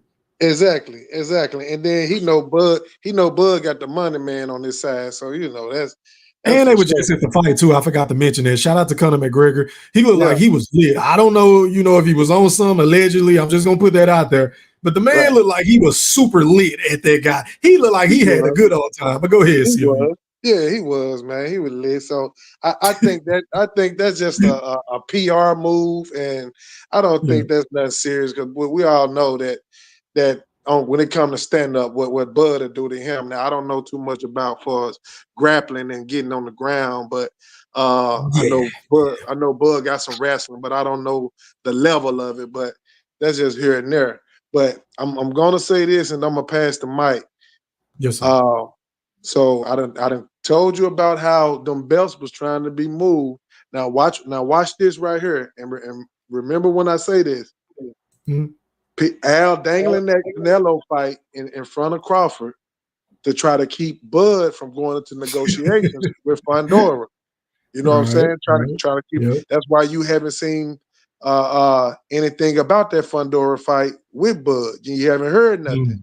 So he's dangling this Canelo fight, hoping that Bud go ahead and get in that fight. Now, let's just say Bud and Canelo do make the match. Watch that Canelo gonna wind up hurt. Some gonna be hurt, and that fight is not gonna happen. They're gonna stall Bud out just like Spence did him. Spence gonna say, like Spence said he was hurt. Canelo gonna say he's hurt, and Bud gonna miss his opportunity to get them belts at 154. They're gonna try to play him. And that's my So with that being said, after that happens, do you think Canelo is going to try to move up to 175 to fight the winner of Bivol and Bitterbeef, or how do you think that's going to play out? Or do you think he's just going to stay at 68 and keep fighting these peons? He might try to go up to 175 because at the end of the day, that's still his scapegoat. He's still having an excuse saying he went up the weight. You know what I mean? That's still his scapegoat, because I heard him say that's the fight that bothered him the most. But you gotta watch that. You gotta watch it. It's a slippery slope, man. But keep a lookout for that injury. It's gonna be an injury on Canelo part. Say he hurt something, and they're gonna try to stall it. Watch. Already, man, I ain't mad at that theory. That theory makes sense, man. It's kind of right in line, as to what the PBC been doing with Terence Crawford throughout his career, especially at 147 and beyond. Like, I can see them doing it, trying to X him out at 54, trying to position themselves to keep the belts on the PBC side, so he can have the infrastructure. I see where you going, COE. I honestly don't think that's far-fetched, sir. So you preaching to the choir. I can see that happening. Let me go ahead and pass the mic, my brother. Go ahead. All right, man. Let me go out to Goldie Loke. You're live on the chat with the pack. Pop your shit. What's going on, fellas? What's going on, Goldie? You kind of sound muffled, kind sir. You know my position where I'm at. What's going on with me down here? But okay, so your internet tripping. Yeah, we had a storm here, man. So we're going in and out. We still ain't got lights in some parts of the city and shit. So you know what's so crazy about that, bro? I had no idea there was a storm going on down there until maybe yesterday, if I'm not mistaken. Hell yeah, man. Shit, we had a hurricane come through here, man. Tore our ass up, man. Half the city's still out. Damn, that sucks. But yeah, go ahead, man. What's your takeaway on all the topics that I talked about, man? Go ahead, floor is yours. First thing first, we need to correct something because we all been dead wrong. What's that? All of us. We all kept talking about Charlo as champion and recess in the WBC, but that's incorrect on us, fellas. He's the champion and recess in the WBA. And that's the title of that bug guy. That's the title bug guy. So he can't come out from champion out of recess and fight Fundora. If he come out as champion of recess, he got to fight Bud. Yeah, you're right. It's right here. Jamel Charlo, champion in recess with the WBA. I appreciate the education. Go ahead, Goldie. My bad. Go ahead. Yeah, it hit me, and I was like, "Oh shit!" For months, man. For a good little while, we've been dead wrong about this shit. Bro, honestly, I hadn't even said nothing about it because I ain't been paying attention to Charlo. He been MIA, so honestly, I had no clue. Yeah, a whole lot of us were saying, talking about that shit. We thought he was in the WBC as champion of recess. That's why we say he was going to come out and fight Fundora to try to keep Bud from getting that belt. Okay. You feel what I'm saying? But it's the other way around. He got to, if he come out and challenge for any belt, he has to challenge. It'll be for Bud belt. But what you say? Shit. Now I got listen here. So let me ask you something, Goldie, before I let you get the cooking, bro. How do you feel about the Devin Haney and Ryan Garcia situation? Whose side are you on? That's where I put the head at. Okay, go ahead. Let's be honest, fellas. We as fans, we talking shit. But if the shoe was on the other foot, if we was in Bill position and Devin was our fighter, I think a whole lot of us would be doing the same thing. You feel what I'm saying? I feel like he should go back and get in the blood, but also it's a lesson to learn. We learn, we got to stop these motherfuckers taking these drugs and boxing, man, because you're all putting other fighters life in jeopardy. True. Yep. Yeah, he should go at it more differently than saying a battery and all that shit. You get it for taking the drugs because that have dropped his stock, and nobody really gonna give him no fight because of the way he's going with it. But I also look at it as he's playing his part excellent as the villain. You feel what I'm saying? He's taking on the villain. The Devin right now is one of the most hated boxers that is out there. I agree. We all got to keep it real. Yeah. He's the most hated fighter that is. But for so many people to talk shit about Devin and to say that Devin is soft, he this and he that, you don't see too many motherfuckers running and try to fight his ass though. You don't see too many motherfuckers trying to fight Devin. They're talking that shit, but they ain't trying to get in the ring with him. And if you want to keep it real, if Ryan didn't get that third knockdown in that fight, it either would have been a draw or he would have lost. Yeah, it was a close fight. I agree. It was a good because Devin started getting some of them rounds, like the middle rounds. Devin was controlling the fight. Ryan was fighting in spurts. Yeah, Devin got a whole lot of them rounds. The 3 knockdowns, the third knockdown was the one that got him to fight. If it wasn't for that, because what it was majority win or split decision, what it was? I can't remember. I can look it up for you. Because let me see. Because the one judge had Devin winning. You feel what I'm saying? So if Ryan didn't get that third knockdown, his ass would have lost. They could call Devin glad jaw all he want. He got us at each time he got knocked out, the young man got up. Now Bill don't had the wrong game plan. You don't go in and try to knock a motherfucker out that you don't have the power to do. You should have did what you always do. I don't give a damn if motherfucker say I'm bored or not. I'm boxing. I'm gonna use my strength. If I know I'm not a knockout artist, I ain't gonna go in and try to knock somebody out. Right. And that is where I disagree with Devin Haney or Team Haney them, because for them to keep reiterating that they feel like their game plan was perfectly fine and it was the drug, it was the Austrian. That's bullshit. It wasn't. Just to correct you, Goldie, Devin Haney, it says the scorecards was 112 to 112, 114 to 110, and 115 to 109. 2 judges gave it to Ryan Garcia, and 1 judge had it as a draw. But go ahead. Okay, like I said, if he didn't get that third knockdown, I don't think it would have been something different. You know what I'm saying? That's my opinion on it. And as far as the big goofball, that nigga soft was cut. That's why he stayed away from my boy for years. If he'd have fought my boy and they primed his ass and went to sleep a long time. Man, I don't know, Goldie. I just feel like this generation of fighters, man, as far as the heavyweight division, and I'm not including Usyk because Usyk was a cruiserweight that moved up to heavyweight.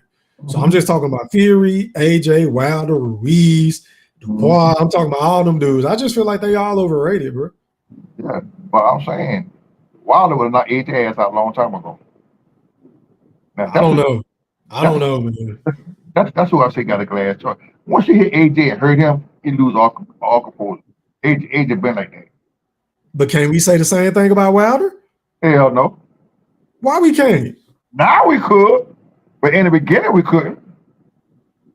I mean, are you talking prior to the Luis Ortiz fight? Or are you talking prior to that when they didn't make the fight? If I'm not mistaken, I don't remember the timeline like that. Yeah, I'm talking prior to that. Now, after the first fight, now, yeah, but before the first fight, hell no. Wilder been on some slugger, knocked out, drag out fight and came through. You feel what I'm saying? Thinking of Ortiz had his ass out on his feet. That nigga came back, recuperated, and knocked Ortiz's ass out. Yeah, he was out on his feet. That's why I asked you about that. Because he was looking real chinny. Oh yeah, good touchdown. He was looking real chinny in that fight. But is that all you got to say, Goldie? What is your take on the Crawford versus McGregor? Like how do you feel about that before I pass the mic to Big Fish? I heard some other camp that shit was fluke. That shit was it was a no-go on that shit. I don't know if it's 100% true. But one thing you didn't touch on, bro. Did you see that motherfucker picture Earl put up, man? That nigga sitting in that restaurant, how big that motherfucker is. No. Oh, I gotta go find that and send it to you, bro. Send it to me. I'm gonna find out. I'm gonna step off and go find that picture. I'm gonna send it to you. That nigga look like he about 2'5", 210. Nah, I mean, I was busy at work all day, bro. And then as soon as I got out, got off, I jetted to the gym. I hurried up and worked out. Then as soon as I got home, I straightened up a little bit, and then I went live. So I ain't even had time to prep for the show or nothing. I just try to sneak in the live for y'all because I ain't been live in a minute. So yeah, send it to me, and I'll check it out. Also, I saw you the other day talking like you got a little jump shot, nigga. You ain't like that. Boy, stop. Boy, stop. You said a little jump shot. But I'm gonna step off. I'll be back. I'm gonna go find that. I'm gonna send it to you through text message, bro. All right, that's a bit. Appreciate it, go. All right. All right, man. Going out to the General Big Fish, my brother in real life. You're live on the chat with the pack. Pop your shit. What's going on, E3? What's going on, my brother? How are you, kind sir?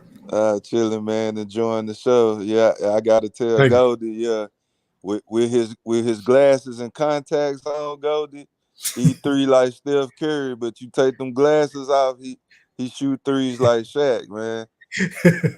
Hey, you know what's so funny though? I don't have any contacts right now, Fish, and that's what I was doing when I was shooting. So yeah, I can't see for shit, but I'm getting better as far as my vision and shooting without being able to see. I need to give me some contacts. But that's a fact. White bricks.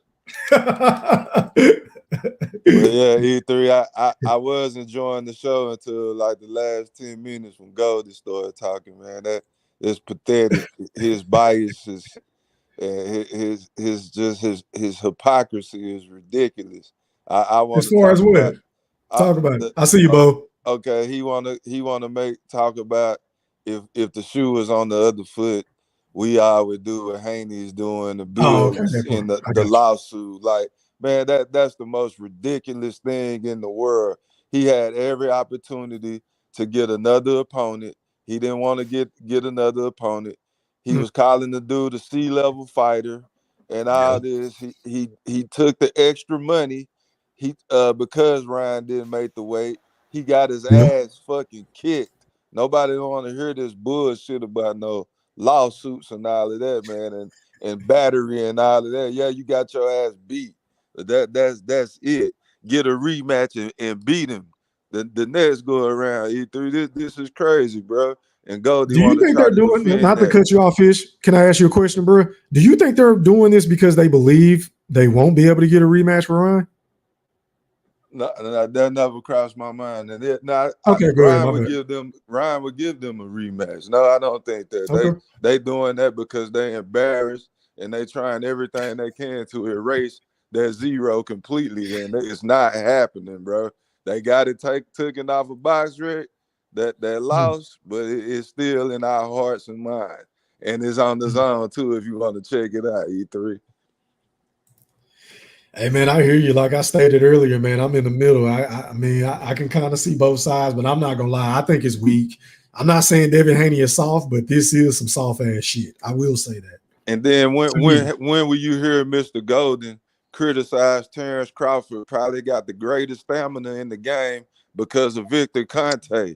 Devin Haney is with Victor Conte. So we don't want to hear shit about nobody cheating. And when you align with Victor Conte, like, come on, man. Get the fuck out of here with that shit. Yeah, like that. That's ridiculous. Talk about Victor Conte, Terence Crawford, and Devin Haney's relationship before we start talking about Ryan Garcia and what he did, and Canelo Alvarez. So everybody do something, man, to enhance their performance so they can get from round 1 to round 12. Ryan Garcia beat the boy ass, man. Wow. All righty, is that all you got to say, Big Fish, before I pass the mic? What was the other topic? The other topics I touched upon.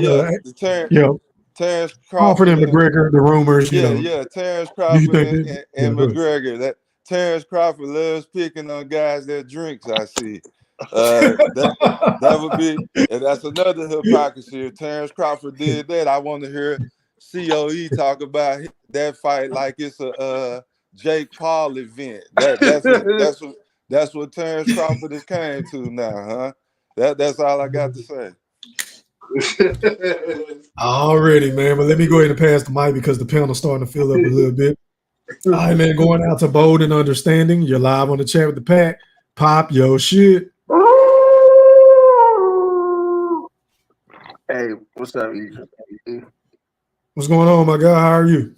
Chilling, man. I look at it like in a different way, right? I mean, on the surface, it does look like a weak move from Devin Haney, right? But if he was to win his case in the long run, it might make him look more like a genius, man. I mean, the thing is that I never understood why people need to use performance enhancement and all that other stuff, right? It's crazy that, you know, you remember that line, that Jay-Z line? He's like, he said, y'all respect the one that got shot. I respect the shooter. Yes. Yo, it seemed like they respect Ryan Garcia cheating ass over what he did to Devin Haney with the PEDs and all. You know, if he didn't take the PEDs, would it change the outcome? Probably not. But the fact of the matter, the man took something, he got caught. And, you know, if they feel as though they want to sue, then that's on them. I'm not encouraging them to sue with none of that stuff. But it just amazes me that some of these same Ryan Garcia fans would accuse Tank Davis of cheating when he beat Ryan Garcia, even though there was no cheating involved.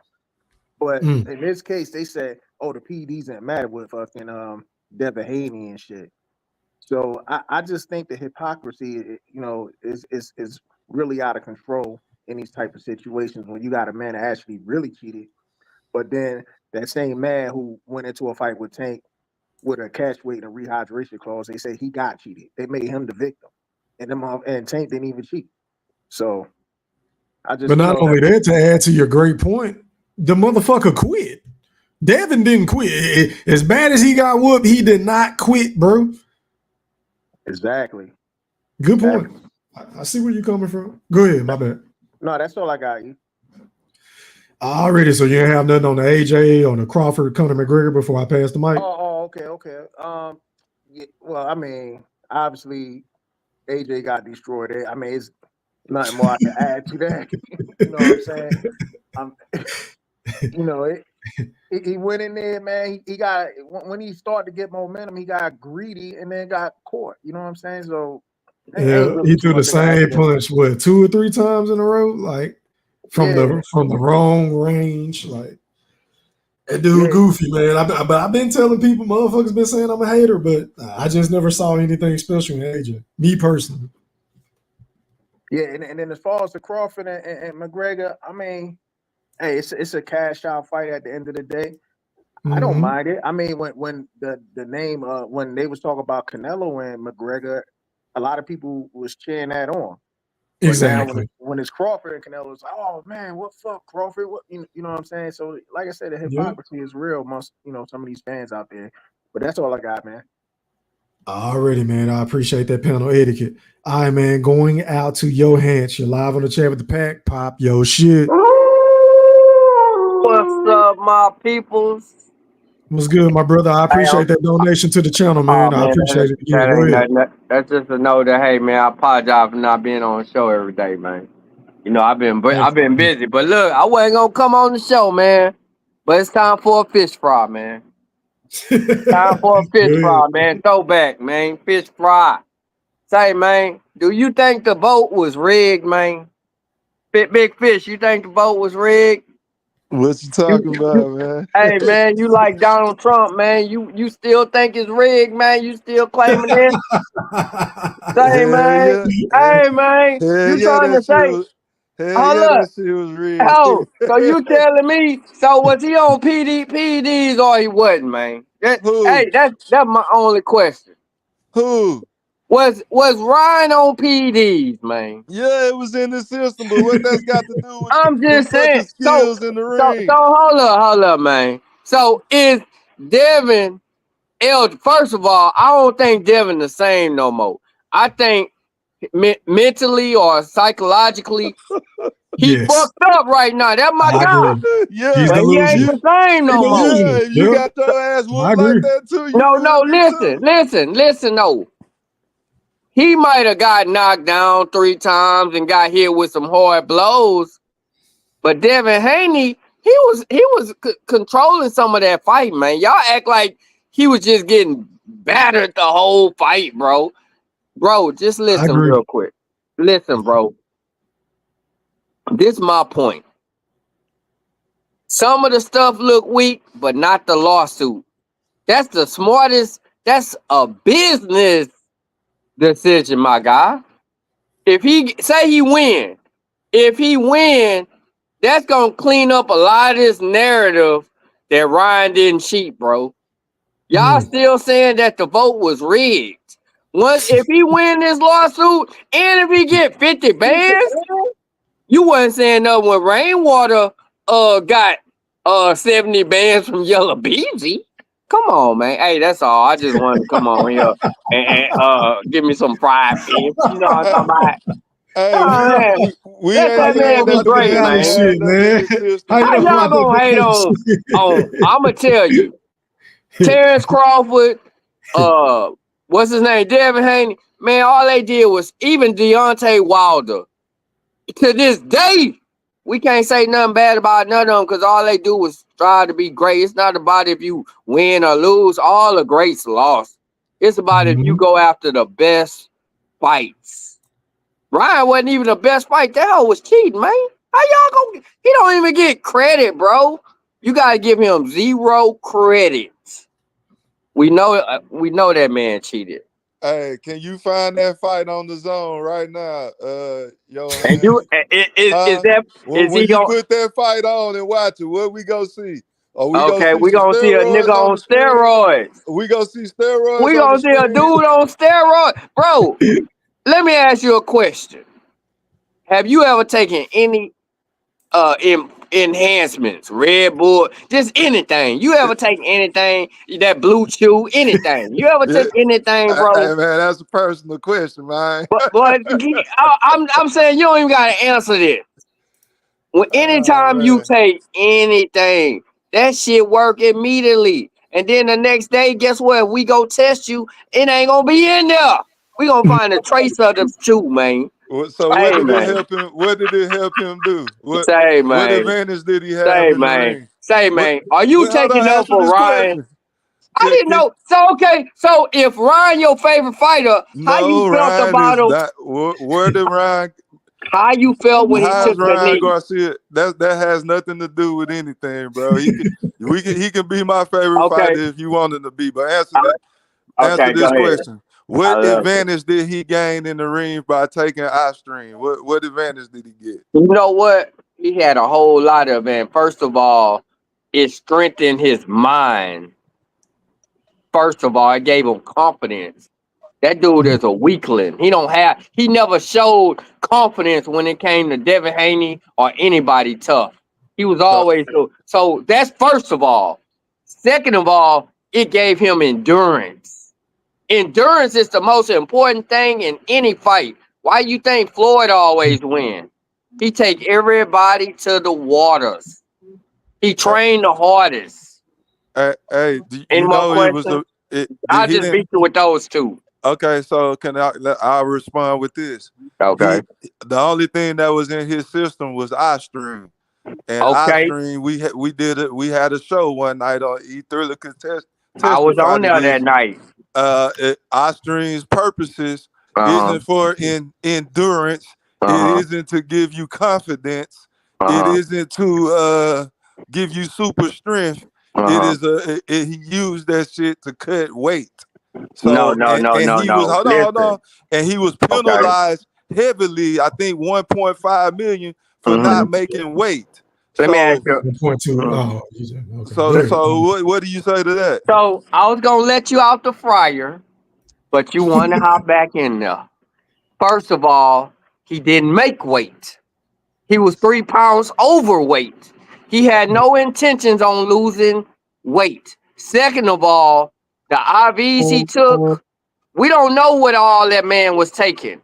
We just know what little bit he took. And when y'all look up Ostrin, it says to give you strength and help you lose weight and all kinds of stuff.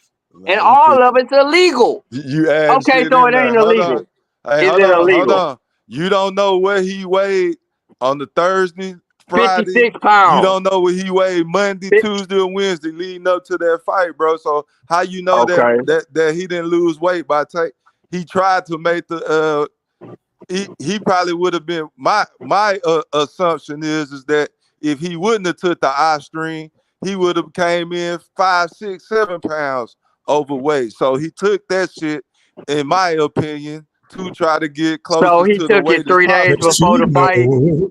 So he took it 3 days before the fight. I mean, He took it 3 days before the fight. But that still don't take the fact away that the man still was supposed to win, bro. That he was still supposed to win the fight. He ain't as good as y'all thought he was. That's the problem. Fish. He made that left hook stronger. I believe if he would have knew the man was coming in on PEDs, he probably could have beat him. But let me tell you this. Why do you think all these fighters, why do you think all the fighters are so against being the one in the ring with people on PEDs? They're all right giving their opinion when it's not them. But why do you think they so serious? Do you remember when Gervonta Davis? Am I still on? Yes, sir. We can hear you. My phone. Yep. Hey, do you remember when Gervonta Davis was about to fight Ryan? And this is before he ever got popped. What'd he say?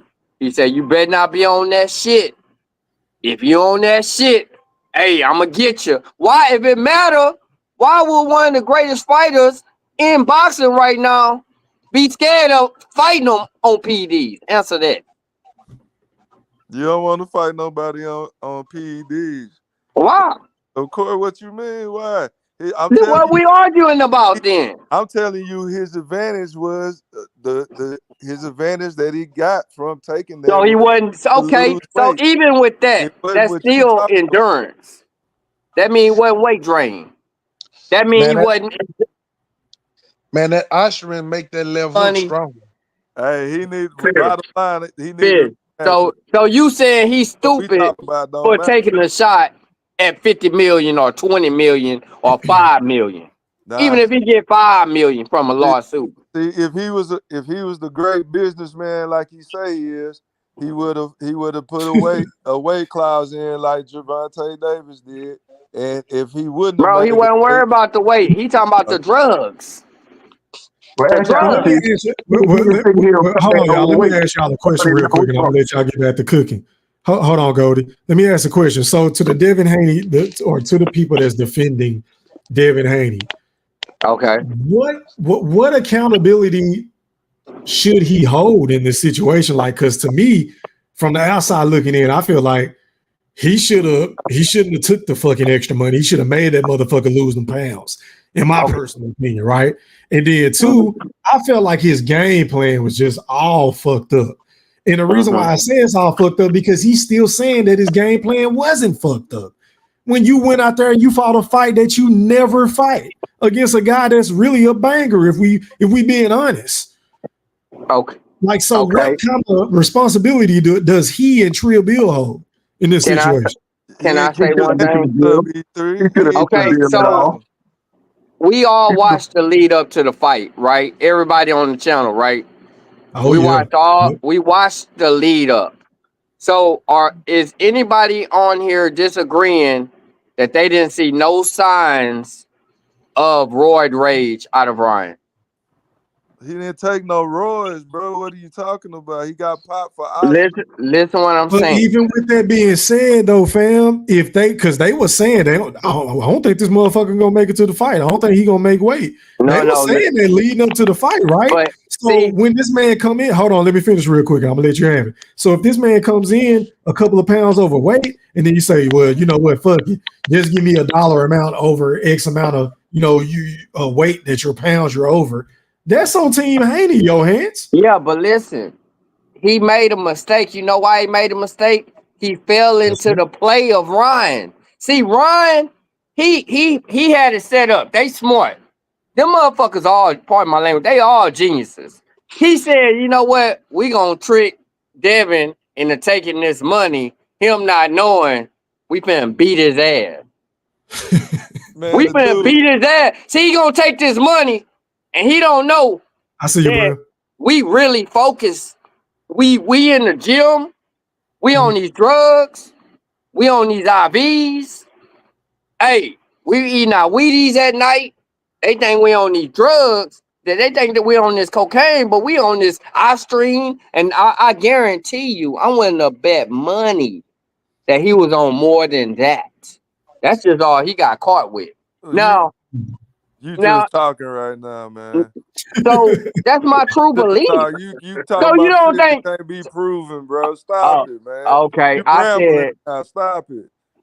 Okay, so you like I said, you think the vote is rigged. I feel you. No, you talking like you a conspiracy theorist. Man, I feel you. You the one talking about hold on. Let me ask you this, Johan. Said that, but because the panel filling up, I got to go to some more people, y'all. Then I'm gonna open it back up. Yeah, I'm gonna get off the chat in a minute, but go ahead and answer your question. I'm ready. Now let me ask you this, bro. So, how did you feel about Devin Haney getting caught with the same punch that they said they was going to be prepared for time after time after time again, fam? I'm gonna say this. I'm not surprised that Devin get hit with any punches. He gets hit with punches. But what I think is he wasn't prepared. First of all, he was dazed from the beginning for the first of the fight. He was already fighting. I see you, kid. Dazed. But second of all, the dude had more extra strength. You ain't gonna take no PEDs and get busted. Deodorant? Man, you're not gonna take no PEDs and get busted with 2 PEDs for no $1 million just to get banned for you. Come on, man. You going in there? Look, what was in his system, bro? You keep adding stuff. It was one, one thing in his system. iStream used to cut weight. I don't know what was in his system. You do. I don't. Well, what are you talking about? I said, I believe. No, we can't go off of what you believe. Well, we going off what you believe. I'm not going off of what I believe. They say they found traces of other shit too. What the tester said it was iStream in the system, not what I said. Well, I'm gonna get off. I'm gonna let other people talk. I understand. Guess what? You gonna believe what you believe no matter what. You gonna say the sky green before you believe that they money should be green. I hope you get the lawsuit. Go Devin. I'm out. Appreciate you, Johan. All right, man. Going out to is that Stephen Brimley? You're live on the chat with the pack. Pop your shit.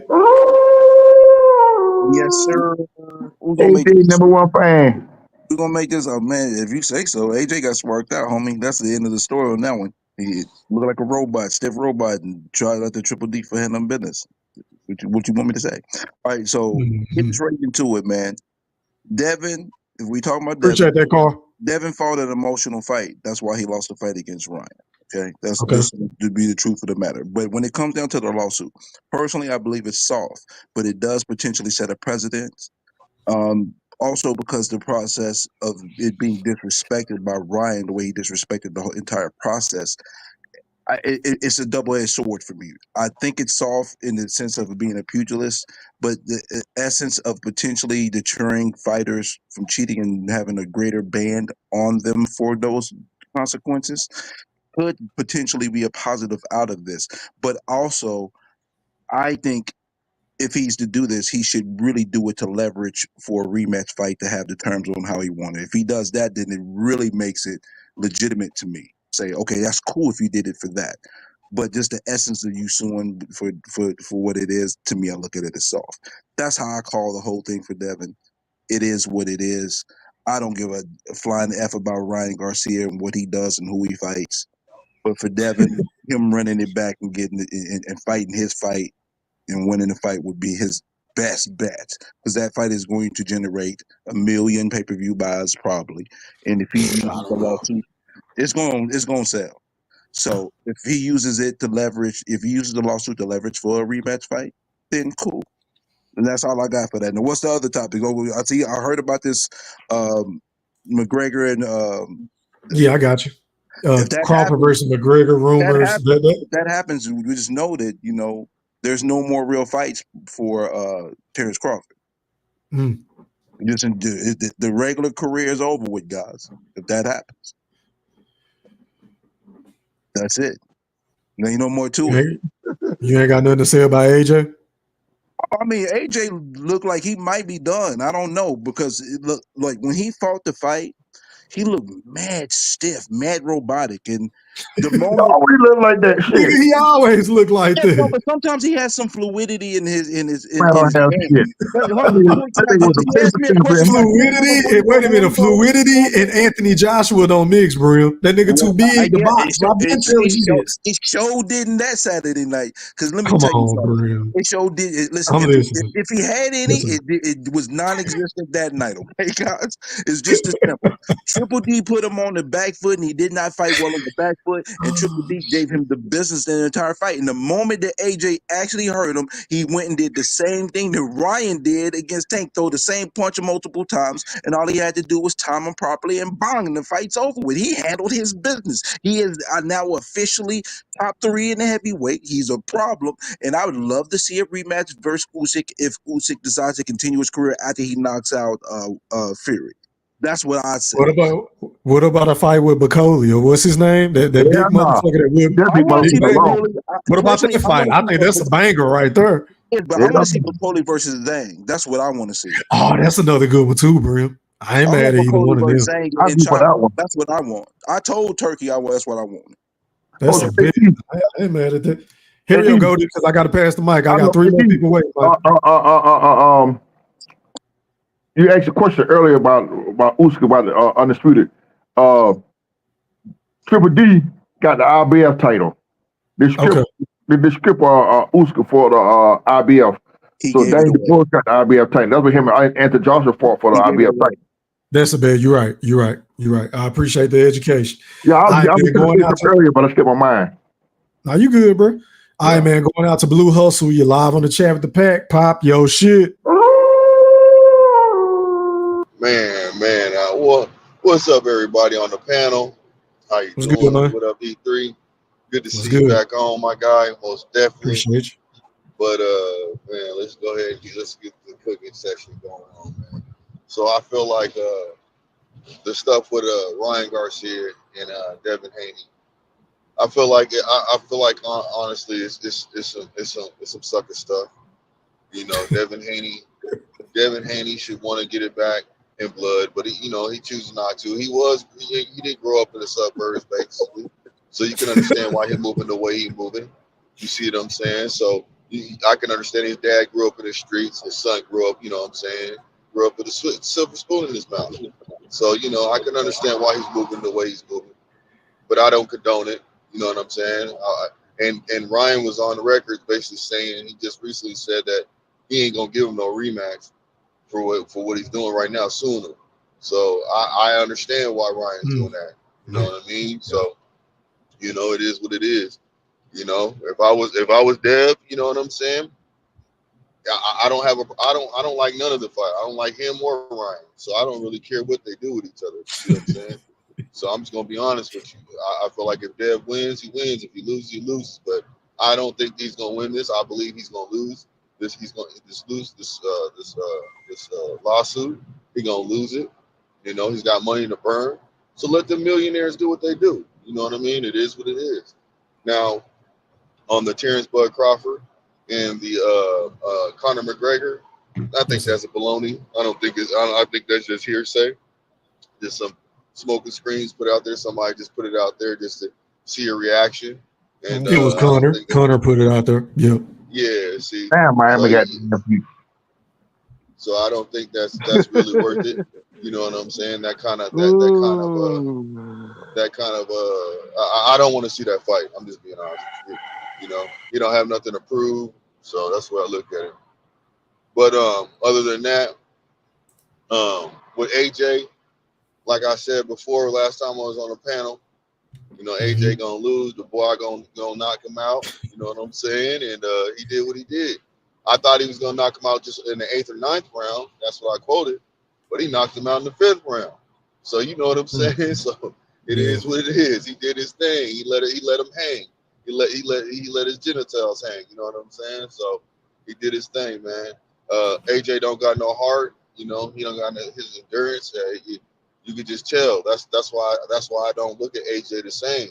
You know what I'm saying? Like A lot of people look up to AJ and they believe in what he do, but I just one of them that don't see that. I seen Dubois he had heart. I seen that he had grit, and he got that dog in him. And I would like to see him fight Zhang next. Actually, you see what I'm saying? I would like to see him fight Zhang because I feel like Zhang is a dark horse right now. You know, that Asian boy, he got some power, but yes, he does get tired in the latter end of the rounds. But at the same token, I think that he could be able to pull off. He can win. I think that man can win. That would be a damn good fight between them two. And I think that McCobley, whatever his name is, that would be a good fight too. But I just think that his power, if somebody can get him, I think his power is what he relies on. But he has really good skill too, to tell you the truth. You see what I'm saying? Kind of, in a way, kind of remind me of a Better Bee when I was watching. You know what I'm saying? The way he is, because he got that power to keep you honest. You know what I mean? Like you gonna walk into something, feel something, you gonna be like, God damn, this motherfucker hit hard. So you know, it is what it is. I'll go ahead and digress. And anybody want that smoke? You know, I'm willing to open panel. I'm with it all. I appreciate that panel etiquette, Blue. Hey, man, just to add on to your little point that you made about AJ, man, I mean, it really didn't take much. All the nigga had to do was throw the jab. That's all Danny Dubois had to do was throw the jab. He could not figure out the jab, like from the opening bell. I'm like, wow. Yes, sir. Anyway, Yes, sir. all right, man, going out to the BFB Ringmaster Q. You're live on the chat with the pack. Pop yo shit.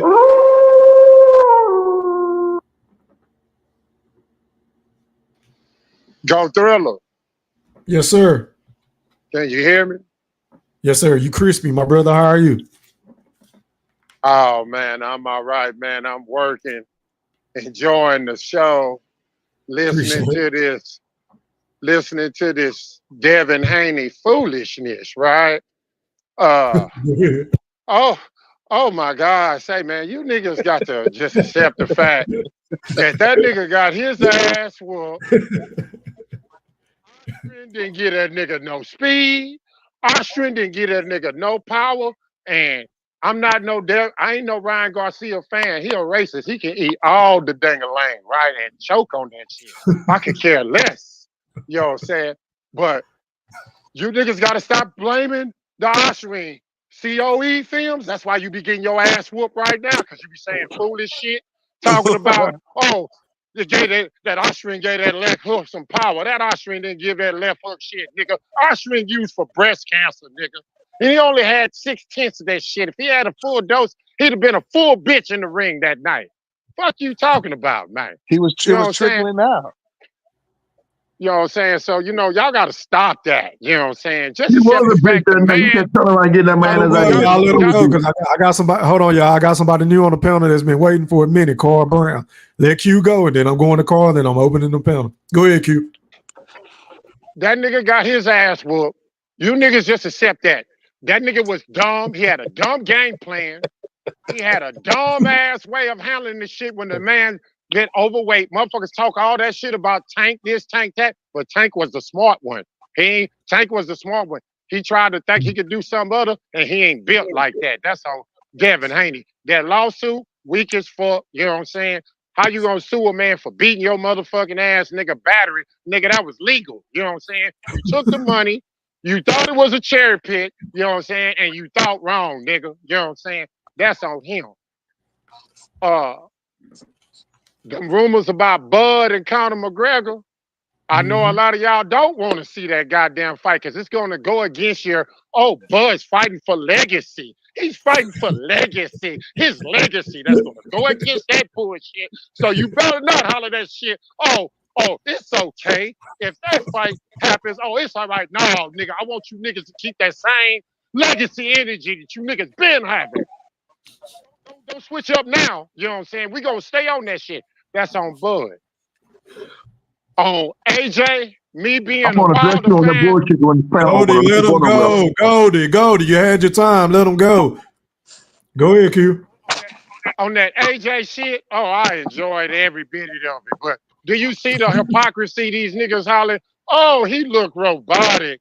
Oh, he didn't look like this. He didn't look like that. But you niggas try to talked me and Fish down when we talked about how Earl looked. So guess what? Y'all didn't want to hear that shit about Earl. I don't want to hear that whole ass shit about AJ. That nigga got his ass whooped. Period, point blank. He couldn't figure the jab, and I enjoyed every bit of it. I loved it. Boy, Q, you on fire tonight. Is that all you got to say, Concept, before I pass the mic? That's all I got to say. I'm going to put myself on mute, because, boy, Johan, I don't know what you've been drinking or smoking, boy, but I want some of that shit you got, boy. Alrighty, man. Let me go ahead and welcome a new panelist to the panel. Carl Brown, you're live on the chat with the pack. Pop your shit. Y'all can hear me? Yeah, say something else, bro. Yeah. You crispy. Go ahead, bro. Take it away. First, I want to start off. My man that just got finished cooking, man. Yeah, man. Look, I agree with everything that he said. I'm 100% with him. Whatever he said was 100% dead ass, real talk.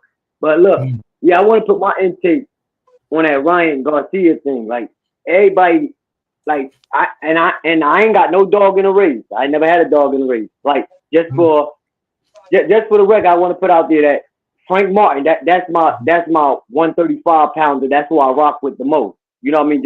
Just so everybody know, I ain't got no side.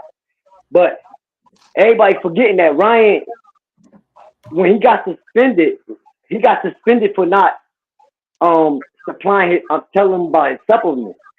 So everybody got to stop saying that Ryan got suspended for popping dirty. The billionth of grams that they talk about within the system, everybody's got to do their math on it. Ryan, 2 weeks before that, Ryan just got tested. If he just got tested and passed that, and then it was known that Scooter did come in and help him try to lose weight in the last 11 hours.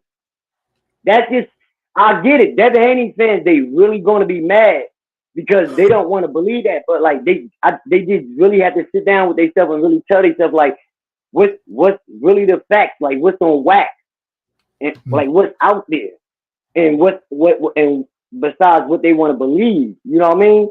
Like I ain't with Ryan because like old boy said, Ryan could eat a whole, you know what I mean? But for real, I'm just saying like that's all facts. Everything's stating in Ryan's face. Only thing that's going against Ryan is the media that we look at every day. We looking at people saying that Ryan got suspended for cheating, but he got suspended for not telling them what supplements he had. You know what I mean? And we all know that's all on paper. All right. Now my take on Anthony Joshua. I just wish he would have stayed with Derrick James because he boxed better when he was with Derrick James. He used his jab and he moved his head more. When he was with old boy just now, old boy was telling him to basically just go in for the kill, try to land your shot. That's basically what he was telling him. But I am happy that he lost with Ben Davis because the way he, you know what I mean, he just left Derrick James like that. You feel me? And salute to the whole panel. It's my first time up here, and I wanted to jump on because I felt like all y'all was talking like y'all had common sense. Salute. I appreciate that, man. You know, you're more than welcome to come on anytime. Just as long as you cut your camera on, you can cut it off now if you want to, bro. I just got to authenticate who you are prior to you coming on. That's all. Appreciate you, bro. All right, man, fellas, the panel open, man. Y'all go ahead and rock. You all want smoke? Who want this smoke, man? You know the Blue Hustle right here, man. No AJ smoke whatsoever. Big Fish. Oh, boy, Q at? Where Q went at? You know what I'm saying? I'm working right now. Whenever I just got one thing to say to you.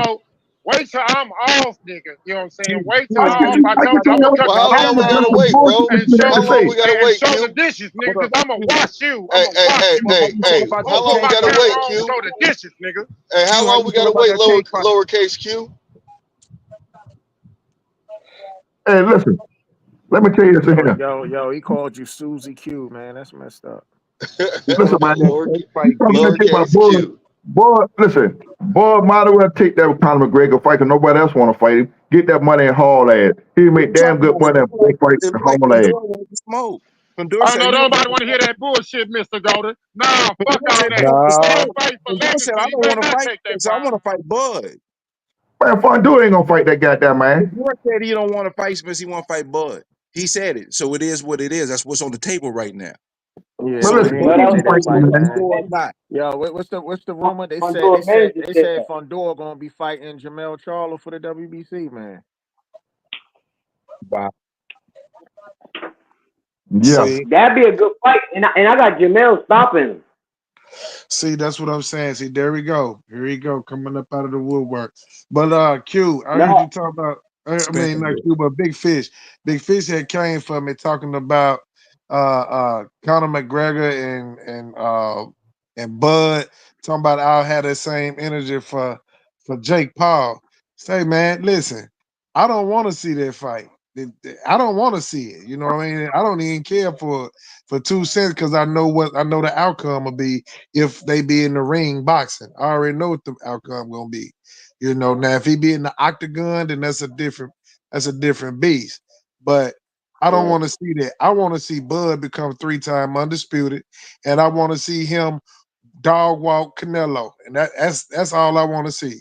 If he's able to, I'm with you on that, that. I'm with you on that. I'm on it. Any path he want to go, whether it's Canelo right now or he want to go undisputed right now. That's all I want to see. I mean, Canelo want 150 though. Canelo want 150. I think he should go undisputed first, and then not to cut y'all off, Goldie. Goldie, your mic sound fucked up, bro. Okay, It's I'm muffled. about to get up and I'm looking. But Pete Rose just died, fellas. Yeah, I heard about that. Rest in peace to Pete Rose, man. And the Dikembe Mutombo. Yeah, Mutombo. Oh damn. Yeah, Mount Mutombo, man. Some That was legends, something. man. Some legends. But I feel like everybody dropping. RIP, man. I feel like Bud should go for undisputed first, and then chime in with Canelo. Just mix it in. Yeah, that's initially how I want. Nobody don't want to see them weak ass fights. Blue Hustle, undisputed fighting who? them weak ass fights. Hey, whoever got the belts, man. I agree, Hey, it ain't I his agree, fault. Fish. I don't think Bud gonna get the money he looking for going for undisputed, bro. That's why he want to fight Canelo. Bud is trying to cash out. You're on the wrong side. Not no legacy like these I don't want to see. I don't want to see Bud sit there. I don't want to see Bud sit there for fucking a year and a half just to be able to get that Canelo fight, though. That's what I don't want to see. Right. So I'd rather see him do the fights, get the belts. That makes more sense. Generate some money. He's still a millionaire. Man, fuck them belts, man. He need to get a cherry pick. He need to fight T.O. Go ahead and fight T.O. T.O. calling him out. Because people gonna sit there and talk trash about him. He got to let Fedor keep the WBO there. He got to let Fedor keep the WBO there. Okay, Brimley, I don't think you're understanding me. Fuck them belts. Bud and say he don't give a fuck about them belts. Fedor can keep the WBO and fight who he want to fight there. Exactly. Who gives a fuck? I don't give a fuck. Do you? I think for legacy, that'd be that. Listen. I think, man, y'all keep talking about legacy. See, this is where I agree with General Big Fish and the BFB Remaster. This is, bro. Have y'all not heard Bud talk lately? He don't give a fuck about legacy right now. I think we care more about it than him. I ain't talking about no damn legacy. Well, to me, that's when you were talking about that weak ass belt. Talking about Fondor can keep the belt and all. Like, who gives a fuck? Listen. I care about the motion. So if that's part of the motion, and if he's not going in that motion, then let that motion be what it's going to be there. I'm going to hold it no matter who the damn fighter is. All I'm saying is I just don't think Bud can beat Canelo. All I'm saying is this. I want to see it though. He would be the GOAT. Why not? I think he would be the GOAT of all goats. Let him get knocked out. Shit. So let me ask you this: he got undisputed 3 times and then beats Canelo and walks off. You don't think he should be in the top? Bro, do you really believe Bud got that many fights left for him? In all seriousness, do you think Bud about to clean out 154 and then move up 2 weight classes to fight Canelo? Because if he fights Fedor, Bud got one more fight in him, yo. That means he gets. Bud got one more fight. Hell no. That ain't true. That ain't true. Bro, that ain't true. Bro, that ain't true. Bud said he feel good. Bud said he Yeah, I fought. know. Yeah, exactly. I know. This is that good I know. y'all think BBL Bud talk. gonna This fight? is BBL talk. Keep talking that good BBL But talk, but Blue, don't that get must goddamn be Blue, mouth. Blue and That man ain't COE. finna So fight for no legacy, y'all man. mean to tell me that Terence Crawford is going? So he need 3 more fights, right, to become undisputed No, at 2. 154, correct? 2. No, it'd be Okay, two. so 2 more It'd be two. fights, He gets 2 But belts. he ain't He gets getting 2 that. belts from Fundora. and He then he already gonna has move one. up. I don't see it, man. And then he fights for the IBF. He fights for the IBF. You see what I'm saying? He Hey, gets that yo, fight because y'all gotta he pay can make attention that to that happen. weight. And then he fights Canelo. He can do it. He Yo, y'all still gotta got pay to deal attention with to that weight Heyman, bro. too. I don't know how this shit gonna work out.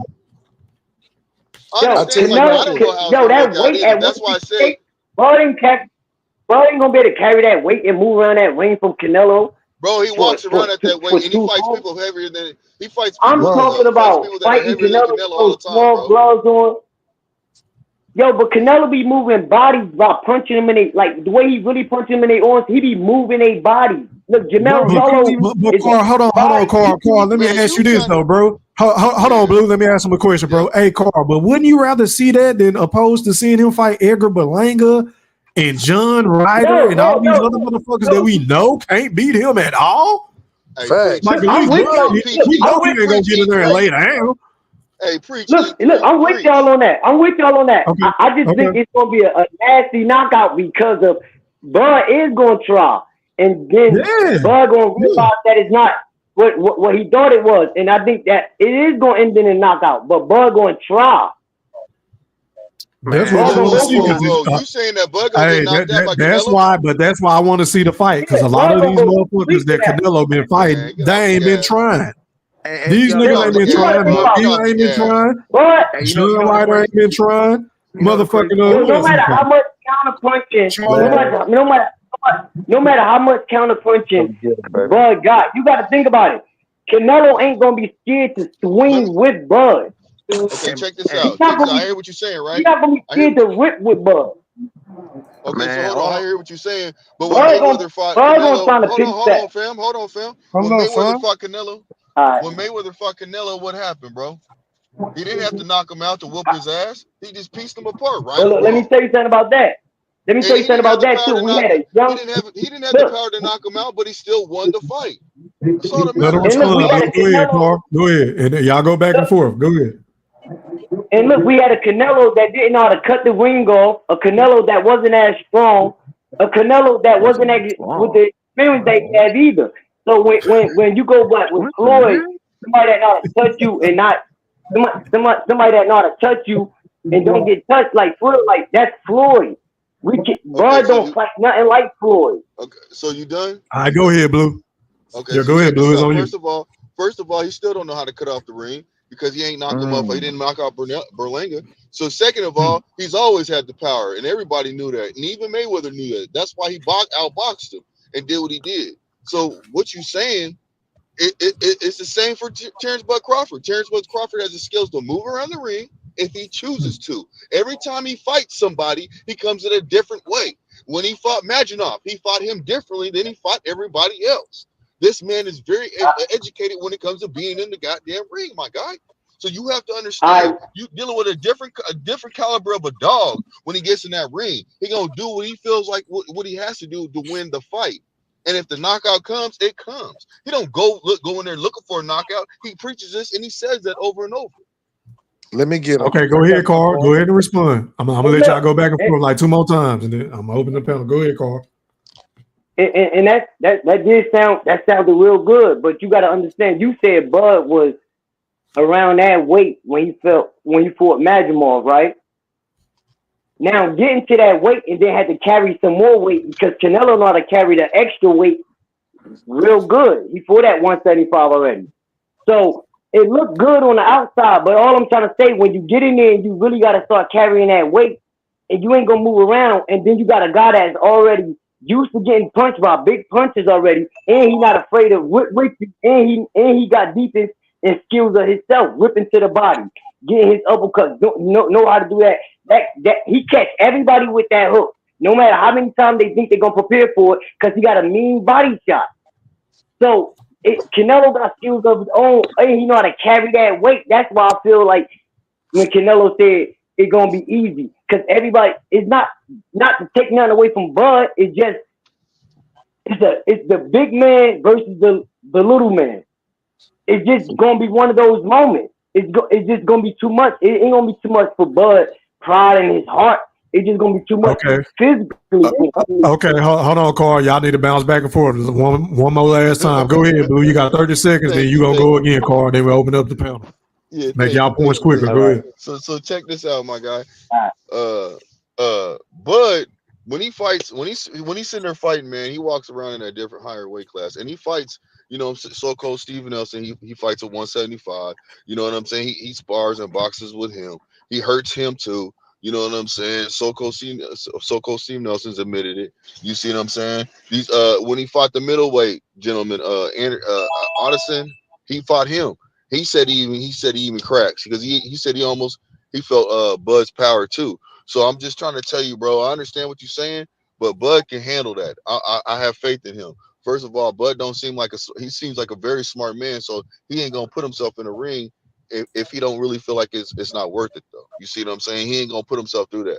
I don't believe he will. All right, go ahead, Carl. 30 seconds, bro. Go ahead. Yep. Go ahead, Carl. Now I'm opening the panel back up. Go ahead, Carl. All right.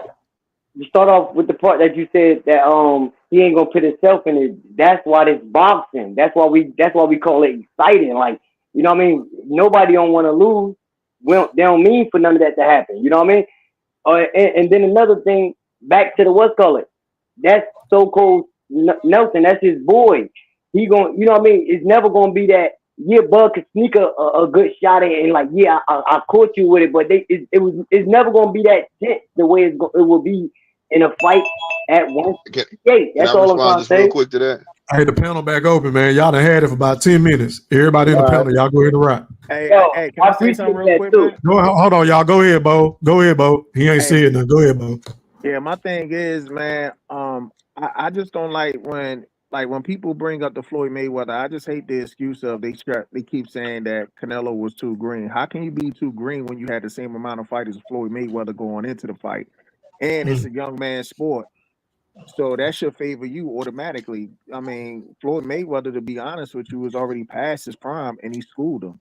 So we gotta stop that, man. You know what I'm saying? Yeah, and then, I agree with that. I agree with that too. When they said a big I don't think nobody said he was too green. I ain't say he was too green. No, I didn't say that either, but I agree with them though. Shit, what we need to stop is trying to compare Bud to Floyd. That's the honest God truth is right.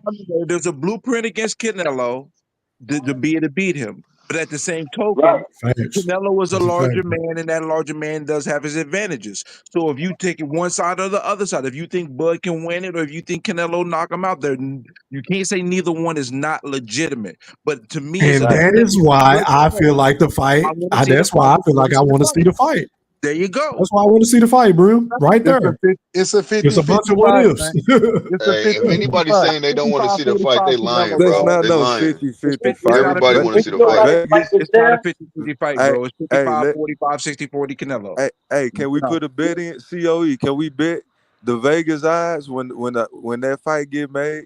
Can I put a bet in with you right now that's not gonna be a 50-50 fight by the odds makers? Canelo, yo. No, it's definitely not. It's gonna be. Hold up. I'm let COE go. Hold on, Carl. No. Let COE go. We don't have to bet the odds. We can bet straight up if you want to. No, because y'all talking about, so you just said this was a 50-50 fight. No, it's because 20% of y'all of boxing morons think that Terence Bud Crawford can beat Canelo. That don't make it a 50-50 fight. Just because y'all think he can win. Get the fuck out of here. Bro, skills pay the bill. Hold up, everybody knows skills pay the bill. Boy, y'all letting the bub. Y'all letting the bub and shit come Y'all let them go back and forth. Y'all let them go back and forth. Go ahead, COE, and then fish. Go ahead. Let me get COE. Y'all go ahead. Y'all got 30 seconds each, man. Go ahead. Okay, so everybody knows skills pay the bills when they come to boxing. When they come to boxing, man. If you want to say he's a bigger man, we already know Canelo, he fight bigger guys. He fight Bivens. He fight Berlangas. All them guys bigger than him. Okay, so just because he's bigger than him and all that, that don't mean that that they're gonna win. Skills pay the bills at the end of the day, and I think that Terence Bud Crawford has a better skills than Canelo. All right, go ahead, Fish. 30 seconds, man. Fish. Shit, Fish don't went to sleep, man. You can't say that he has better skills than Canelo. That you can say that they on par because we know who's the subpar competition that Terence Crawford has fought against is unproven talent and skills that you have witnessed. It hasn't been tested. This will be a super test going up to 2 weight classes, really 3, because he just fought Madrimov, and Madrimov exposed weaknesses in your boy's game. If anything, I think Madrimov showed just how wide of a range Terence Bud Crawford boxing skills are. You know, Madrimov, what he did was he showed you his different levels, and he showed you that Terence Bud Crawford can adapt to any fighter that's in that ring. Hence, Errol Spence was a straightforward fighter. You got Gamboa, which was a counterpunch fighter. You got Madrimov, which is a jerky fighter, but he's a come forward fighter. But Bud eliminated that, and that's what you Bud out do of time, best. man. Stop. Go ahead, Fish. Hey, Go ahead. the Madrimov fight showed us that Terence Crawford, the power limit it stops at 154, 160 at max. Going up to 168, he's finito. I disagree. It I took him disagree. 10 I rounds disagree. to get comfortable with Madrimov's power, bro. I disagree. He It had cannot nothing to do with withstand Madrimov's those power. body shots. Hold up. Hey, Disagree. the best, one of the best counter punchers in boxing is Canelo, with top 2, top 3 behind Bud. So, man, your boy is in trouble, man. Go So, ahead, COE. so you're trying to tell me that Canelo has better counter punching skills than Terence Bud Crawford is what you're telling me. And if you're saying that, then I beg to differ, sir, because everybody know Terence Bud Crawford is one of the best counter punches in boxing and has some of the best footwork in boxing. And if you want to talk about power, his power not carrying, sir, his power carried all the way up to 147 and beyond. He's one fight in 154. Go ahead. Go ahead, Fish. Hey, that knockout streak stopped at 154, homie, so it didn't carry. It didn't carry to 154. Plus, Canelo isn't a better counterpuncher than Terence Crawford, if I'm going to be honest, but he doesn't have to counterpunch in this hypothetical fight. He's going to punch through that guard. He's going to beat that boy body up. He does know how to cut out the ring. He don't go for just the kill because he's a smart fighter and conserves his stamina because he has issues. He's not with Snap. Okay. So when I Last one. Go ahead, COE. when I tell you about the best fighter that fights the best off the back foot, let's talk about Terence Bud Crawford. And when you're talking about he don't have to be a counterpuncher. Yes, you do, sir. You do have to be a counterpuncher if you want to try to beat Terence Bud Crawford. Because what's going to happen is Bud is going to piece him up. He's going to have that footwork, have Canelo missing. He's going to have him swinging just like Mayweather did. But the only difference between Mayweather and Bud is Bud has a lot more power than him. Last one, Fish. Go ahead. On the scale of 1 to 10 at 168 power, 1 through 10, Canelo shit is a 10. Bud shit would be a fucking 1. That's the fucking major difference. They make weight classes for a reason, COE. I understand his greatness, but you got a super great big man versus a super great little man. That big man is going to win this fight because he is no Errol Spence. This dude has all the tools in his belt, bro, and has fought Floyd Mayweather. Okay. Everybody, bro, you tripping. Boy, you boxing beautifully. Okay, hold on. Okay, hold on, y'all. I'm pretty sure Q wanted to get in some points. And Brim, you said you disagree with Fish, and then I'm gonna let Q respond. Go ahead, Brim. This the part where you talk about Bud's power didn't carry. Man, Madrimov abandoned 2/3 of his natural fighting skill set to change his game plan to fight Terence Crawford. That's an ode to what Terence Crawford does in the ring in the first place. So we got to understand why Madrigal fought the way that he fought the first damn place. But at the end of the day, I think 168 might be just too much for Bud. But I think he has the ability to potentially beat Canelo Alvarez because he does have flaws, and there is a blueprint on beating Canelo. But hey, Brim, you probably watched 2 Madrigal fights, and one of them was Bud Crawford. Stop it, bro. Watch 4 of them. Man, stop it. Get out of here, man. Seen 2 You, I before swear, this fight. you don't know how he I know about normally Madrigal do before shit. you, the homie. You don't So know it is what nothing it is. normally When about the fight was about coming into the Madrigal, fight, bro. I thought Bud would Come win by on. late stoppage, but I knew it would be a tough fight because I knew Hey, technically. let Q respond. Q got to get something in. Go ahead, Q. It's on you, Q. You want to respond to what Brim said about the punch and power carry to 154? Man, if the punch and power carried, why the fuck it took all the way to the 11th round for Bo Mac to tell that nigga to step to that nigga? Because apparently the power wasn't carrying because that nigga was fighting cautious and getting caught with that straight right repeatedly. If his power would have carried, he'd at least got a knockdown. So I'm going to say he didn't get a knockdown. The power, I say it stops at 147. Maybe 154 tops. It don't go no further. Come on, Brim. Let's go. Go ahead, Brim. Well, that sounds good, but the thing is, the person he fought was fighting cautious, who never fights cautious. So why is he fighting cautious in the first place? Because of the opponent's skill set. So it's always a yin with the yang, homie. So what are you trying to say? And then at that 12th round, who was landing those hard, clean, effective shots all across somebody's jaw piece when it did finally open up?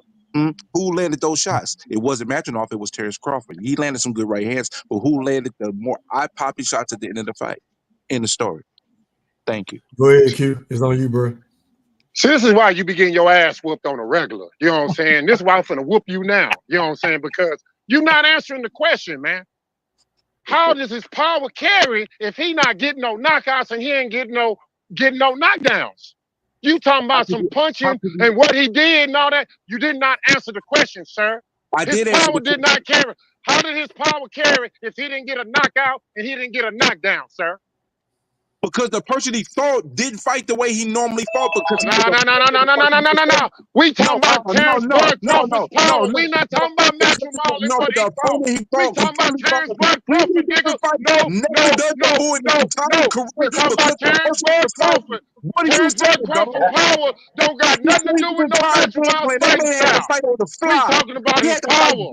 On the fly. So they expect to be a knockout. It's irrelevant. Does not necessarily What you translate. saying is irrelevant because we talking about the Terence dynamic Bud of this one Crawford's fight. power. The man fought a completely different fight. He has never fought before in his entire career because the opponent was a crossover. Talking about Terence Bud Crawford's power, and you talking about Matthew Miles' fighting style. His fighting style, we're not talking about his fighting style. We talking about Terence Bud Crawford and his power and his carrier. Sir, the weak arguments is what you're making, as usual. As usual. As usual. You niggas can't never answer the question. He made it a herky-jerky fight because of Terence Crawford's ability. And who landed the shots in the 11th and 12th round with an eye-popping shot? Like I say, you look at the fight, the top 3 power shots of the fight, what were they by? Were they by Madrigal or by Terence Crawford? Like I say, we talking about Terence Bud Crawford, and we talking about his power, and all you talking about is shots of the fight were by Terence we talking about Terence Bud Crawford. The top 3 power shots of the fight were by Terence Crawford. Thank you. Can I say something real quick? E3. We talking about Terence Bud Crawford. Y'all niggas talking about basketball and his skills. Hold on, Blue. Let them get this shit out. They're going back and forth. I'm just saying, how is we talking about Terence Bud Crawford, man? The top 3 landed power shots was by who in that fight, Q? Riddle me that. Power shots that did what? The top 3 power shots in the fight were landed by who? Nothing. They did nothing. Power shots that did what? Are you kidding me? It did nothing. Power shots that did what? Are you kidding me? It did nothing. It did nothing. It did. Why did he retreat? Why did he retreat if it did nothing? Why did he retreat? Huh? Why did he retreat if it did nothing? What are you talking about? We talking about Terence Bud Crawford power carrying, and you saying everything else. Go back and watch the fight. Everything else. Go back and watch the fight before you talk to me, Q. You don't know what you're talking about. Drive through. This is what I'm saying. then, This is Blue. what I'm saying. This is why Go ahead, This is why y'all then I'm can't gonna let win no Blue go. Go debates, ahead. bro. Because y'all don't never answer direct questions. I Y'all answered the wing, question. y'all You ain't smart enough to CBL, understand deflect. what I'm Y'all saying. do everything Terence enough. Crawford No, landed that the was power no, shot. no, The no. effective That was Maginoff some made the fight stupid ass Maginoff shit came out showed your where goddamn and mouth. where in that That was fight when some he landed dumb those ass power shit shots. came out your goddamn mouth. You Wasn't don't know nothing what smart you're about talking what the about. fuck you just said, nigga. Wasn't nothing Because you don't smart know what about you're what the talking fuck you about. just You said. don't know what We you're talking about talking about. Terence Bud You don't know Crawford what you're and his talking about. power, I and all your just told dumb you ass what talking about happened. is You some don't basketball choose elite to skills. listen. You Can't don't choose answer to shit. listen. You don't choose to listen. That's your fault. That's why I say that. No, you niggas can't debate. That's all it is to it. No, I didn't You niggas clear can't you all the debate. way out, bro. When he landed those power shots on Maginoff You can't. retreated and backed up. That means that the power carried. He felt his punches, and there was a cautious fight. What are you talking about? And that's because he changed his entire style. If Just it's cut that power out. You don't know what carry, you're talking about. Go I'm back and asking a watch the question. fight, I'm and then asking silence one your mouth. question. You I'm just asking like one to question, really establish jackass. the If propaganda it's power nonsense. carry, Stop why that. we ain't see no knockdown then if it's power carry? Because his opponent was a No good enough knockdown fighter then. who fought a defensive fight that kept Yeah, the that's fight what I thought. from Because his pulling him, power didn't which was carry.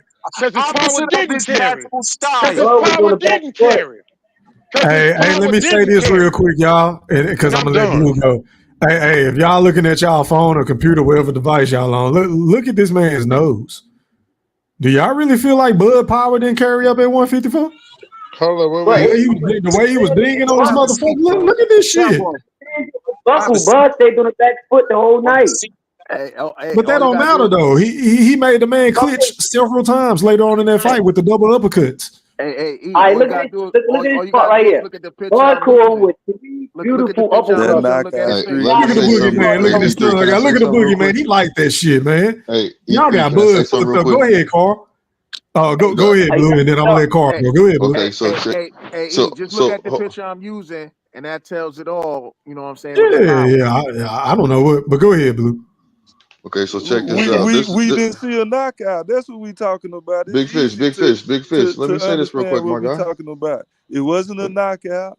It wasn't a knockdown Canelo in the ain't had a fight. knockout since the plan. So if we gonna talk about knockouts, all knockouts are created equal. Like, stop the madness. The hypocrisy. I'm saying Canelo ain't stopped Okay, shit so since check. Caleb Plant. That's it. So check them this bigger out. Go ahead, Blue. guys. Hold on. Let me get this out real quick, y'all. Go ahead, make your So point, bro. Go ahead. everybody keeps saying that his power didn't go up, but his power did go up, and even his trainer even knew because his trainer told him move around the ring. So you don't tell your opponent, you don't tell your fighter to move around the ring. You know what I'm saying? For no reason. He knew what was going on, so he didn't want to see his fighter get knocked out. So that's why he told him to move around the ring. That's it right there. That means your power is there. That meant Terence Bud power was there. No matter what anybody says at the end of the day, the trainer was right there. He told him, move around the ring. That's what it All right, go is. ahead, Carl. Say what you got to say, bro. Do he have, hey, can I Hold say on, this Fish. at E3? Hold Do on, he Fish. have Let Carl go. do he have I'm one a little. punch knockout power? This why I say. I think because y'all got to think about Bud started off at 135. Like none of us gonna see and say Mute that. your audio if you got something going on in the background, fellas. Go ahead, Carl. Oh, yeah, somebody sounded like they got static going on. But look, Yeah, none of us it's can say fucking up that. the show. Good. Like just because he go up in weight, like the power gonna keep going up. It don't. The body don't work like that. Like, you know what I mean? Like, and we do see a big difference because when Bud catch anybody, like let's be for real, like look at that step back they hit Sean Porter with and dropped him. That's real power. I'm not saying that he didn't have no power at 154. He got enough power, I think, for people to respect him. But Bud caught old boy with three beautiful uppercuts. That would have at least buckled the knees or something. So it tell you like the power is there to be respected, but I don't think it's there that nobody go like it keeps somebody like far away. You know what I mean? Like I But think that's all you really need, though, Carl. You just need some respectable power, so a motherfucker just ain't gonna be walking you down and walking through you like Canelo. If that fight were to happen. My point, see, brother, my point is, now he got to go to 168. That ain't gonna be all this brute muscle. He got to put some fat onto with that. He got to carry that weight, and that's why I was saying, make it 168. Let's just say if he weigh in 166, he not gonna stay at 166 because Canelo gonna go up to where he comfortable at, and that's gonna be higher. So Bud to take Canelo punches for like punch for punch, like say they go blow for blow without getting knocked around. Like if he start punching him in his arms and stuff, like he got to gain more weight to even take that. So but see, I think this is where you ill-informed, fam. I've heard Bud or several people in this camp say, look, he can come in at 160. He ain't got to come in at 168 and be all heavy, fat and bloated into where he can't move around the ring. No, he said 168 he's going to carry the extra weight. But listen, now you got a big guy say that. That's what I'm like. No, all I'm saying is that Fish, I heard what he said. He said the man got to go up to 168. I said I've heard rumblings from his camp saying that he could come in at 160. That's what he said. He said, but he said 156. He said even if he come in at 156, where he comfortable at, he still gonna have to deal with the weight that Canelo gonna come in at. But Canelo gonna be comfortable with more weight. I mean, that goes without saying, but that's why we want to see the fight, because a lot of people feel like Crawford can pull it off, such as myself, and then there's a lot of people like the General and Carl and everybody else on the panel feel like Canelo gonna knock him the fuck out. So I want to see it. Mayweather did the same thing to Canelo. He came in at a lower weight. Yeah, but the weight don't mean the weight. You got to think about it. That was 154. They fought at a catch weight. But if we go at his logic, hold on, not to cut you off, Carl, but COE, we can't really say the weight ain't gonna mean nothing until we actually see the fight. No, what I'm saying we can believe it don't mean nothing, but we ain't gonna do it until they fight. The weight is a factor, but sometimes the weight come a factor when they able to lean on you, when they able to box you in and just lean on you, make you push them off of you. You know, that's when Tyson that weight. Fury shit. That's when that weight really come in. But if that weight is not there, able to lean on you, if he's not able to get to Crawford and make that weight really count, then Canelo just gonna be swinging at air and getting tired and shit. So, and we all know that Canelo in that Berlanga fight, he was looking like towards the end he was getting a little gassy. He always faded in his fights, bro. That is a well-known fact. He doesn't have the best gas. But y'all missing this point though. What about those early rounds? If Canelo, let's just say if Canelo want to pull off a Tank versus Frank Martin, just for those first couple of rounds. But now Bud still got to pick up on the back end when Canelo's still fresh with carrying that good weight. Like, come on. So if you want to go that logic, he can make Bud gas out. Game plan. He can make Bud gas out.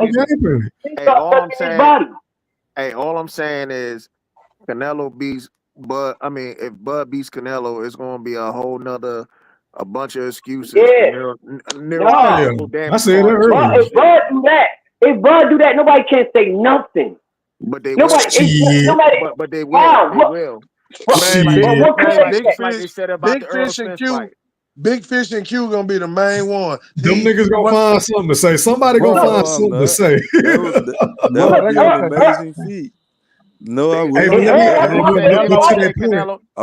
Canelo was getting drunk. They're gonna say Canelo was getting drunk. But to that point though, y'all, hold on, Carl. Let me ask y'all. Let me ask the whole panel a question, bro. Then I'm gonna have to get off. But to that point, because not everybody, but half of the panel feel like his power didn't carry. The other half feel like it carried. Okay, so with that being said, for the sake of the argument, y'all saying that his power didn't carry to 154. So let's just say he does go up to 68 and beat Canelo with this lack of power. Where would y'all rank Bud after that, as far as all-time greats? Shit. I'm going to say top 5. I'm going to say top 5. Yeah, he definitely top 5. All-time great. Doing that, it's definitely top 5 because you got to think about it. You got to put the understand. You got to put who Canelo is. You got to put the weight classes jump to one fight at 150. You got to put all that in perspective. So it's definitely going to be top 5, pushing, closing in on top like 3. Like that's something that ain't never going to be done again if you do that. If he just I said at least. Can you ask me that question? I asked the whole panel. I'm just going one. Hold on, Carl. Let Fish go ahead, Fish, and then Bo go. Go ahead, Fish. Answer that question. I want to reply to. It's for the whole panel, bro. Then I gotta get off. Y'all got to pick one or the other, man. We know this Canelo is like the LeBron James at the Lakers right now. Like, oh my God! This is not the same Canelo Alvarez. This is a guy y'all talking about. This nigga Kevin Garnett. He ain't no LeBron James. Kevin Garnett. Can I finish? Go ahead, Fish. Okay, yeah, let him go, y'all. I gotta get off. Go ahead, Fish. That would be a great victory. But you have to keep it in context. We can't say that this man is an all-time great because he beat an old Canelo. No, stop it, man. Well, he's already an all-time great. I just said, where would you rank him? Yeah, he goes without saying that Bud is already a great, right, Fish? When you say he's a great, you said where would we rank him, man? He'll be the least of the greats. Okay, well, you didn't say that the first time. You said, why would we talk? Okay, whatever. I got you. I go ahead, Bo. Hey, I'm gonna say this, man. Hold on, y'all. Go ahead, Bo. I'm going one by one. Now I got to get off. Go ahead, Bo. Bud is a older fighter. You know what I'm saying? I mean, if they gonna say he beat a different version of Canelo, remember Canelo beat different versions of a Shane Mosley, of a Cotto. These guys were old. These guys were at the end of their career. He beat a older Kovalev. You know what I'm saying? I mean, if they're gonna do that to Bud, then they have to do that to Canelo too. So man, Canelo got way more and fights. Terence Crawford is older He than got Canelo. way more fights. Bud is older. Way more miles in the ring, bro. He got way more like Big Fish. We don't want to hear the reasons, okay? We don't want to hear the reasons. That's the truth. He got 35. He got 35. We don't want to hear it. We don't want context right now. 25 more fights. But check this out, Fish. He got 35 Mexican diets on his goddamn. Yeah, them fight, them exhibitions, bro. Crawford got 40. You know what I'm saying? I mean, Crawford got 40 diets on his. What you talking about? Stop. Come on, Fish. What are you talking about? Man, like, if you go to Mexico, man, I could get like 40 something fights. I mean, look at Terence Crawford and Omaha, look at Zudo. Omaha and Mexico was the same. Omaha had and like Mexico 40 was something the same. victories going into a fight with Bevo and got schooled. Bo, I seen Terence Crawford fight on Twitter yesterday, or him fighting in the ring outside at a middle school. That's the same as fighting in Mexico. Stop it. Come on, man. Hold on, y'all. Let me go around the panel real quick. Blue, go ahead, bro. Where would you rank him all time if you were to pull that off against Canelo? If he pulls it off against Canelo, is this including getting his third undisputed or no? Oh my God! Just beating Canelo. I don't give a damn about them belts. Okay, so got you. If he does that, I'll say top 3, easy. Top 3, easy. Anywhere in the top 3, I wouldn't be mad. Brimley, where would you rank Bud all time if he move up to beat Canelo? It's an all-time great feat. It's a phenomenal thing, but I'm not going to be putting him in with every single boxer on the planet. Every box, he'll get top 8. You know what I mean? Nothing. You know, he'll get top 8. Top 8, not bad. Top 8, not bad. All right, Q. Same question to you, Q. Where would you rank Bud all time if he were to move up to beat Canelo at 168? Oh man, if he was to pull that one off, man, I put him in the top 10. I couldn't put him number 1 all-time great just because he beat Canelo. He beat, July 29th. I would need more. I would need more than that. You know what I'm saying? I would need a lot more than that. That's all I got to say, man. Well, Q, we know you can't give you more than that because most of these motherfuckers done ducked them. Like all the names ducked them at 47, and then you got niggas moving funny at 54 already. Yeah. Please come to me. All right, so go ahead, COE. You the last one, my brother. Go ahead. Man, hold up. We got something going on in the background. Go ahead, COE. Yeah. So I'm gonna have to rank him top 5, and this is why. Oh my God! 2-time undisputed. That right there never been done. So let's go ahead and stop that right there. Now, when you talk about his accomplishments, That right there. Everybody know what it is. If he beat Canelo at this age that he's at now, he's older than Canelo. Okay, so everybody got to factor that in. Don't think that he's just some young pup. He's older than Canelo, and he's coming in. And if he beat him in a fashion that I think he can beat him in, man, you gotta put him in top 5. If he make Canelo look like Floyd Mayweather made him look at this point, when Canelo done got all that experience went from when he was 21 fighting Mayweather. He's 30, what? 34 now, 33, 34. He done got all that experience. He got all that experience. If Bud come and make him look how Mayweather made him look, or even worse, say, man, top 5. Yeah, I would have to say I would rank him in the top. Hold on, I think I would put him in the top 5, top 7-ish, because you got to think it's a lot of great boxers, man. It's a lot. Of course, you got your Ali's, you got your Sugar Ray Robinsons, man. You got your motherfucking Roy Joneses, you got your Floyds, obviously. You got your man Bernard Hopkins. You know that's my favorite fighter. Man, it's so many greats, bro. It's kind of hard for me to just say, like, right outright, he'll be in the top 5. I would really have to think about it, but I tell you this, I wouldn't argue with anybody that would put him in the top 5 if he were to beat Canelo. That's crazy because he never fought nobody of that cloth. So how can y'all put him of that cloth? He hasn't beat anybody. I was about to say You said it was that cloth for a long time. Hey, Be the top 5 pound for pound fighter, Fish, multiple times on the resume. Fish, can I ask you this question, Fish? Who would Canelo best wins? Like, because you said the cloth. I just want to know who is Canelo. I'm not a Canelo fan, so that's I'm not saying you're a Canelo fan. I'm just saying when you said like somebody fought the cloth, because I just want to see something like who has Canelo for as that top cloth when he fought him. I don't put Canelo in the cloth of an all-time great. So why are you using him as an example? I don't hold Canelo in high regard. I think Canelo lost to Triple G twice.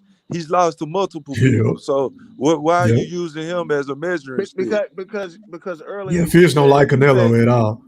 He just hate Crawford more.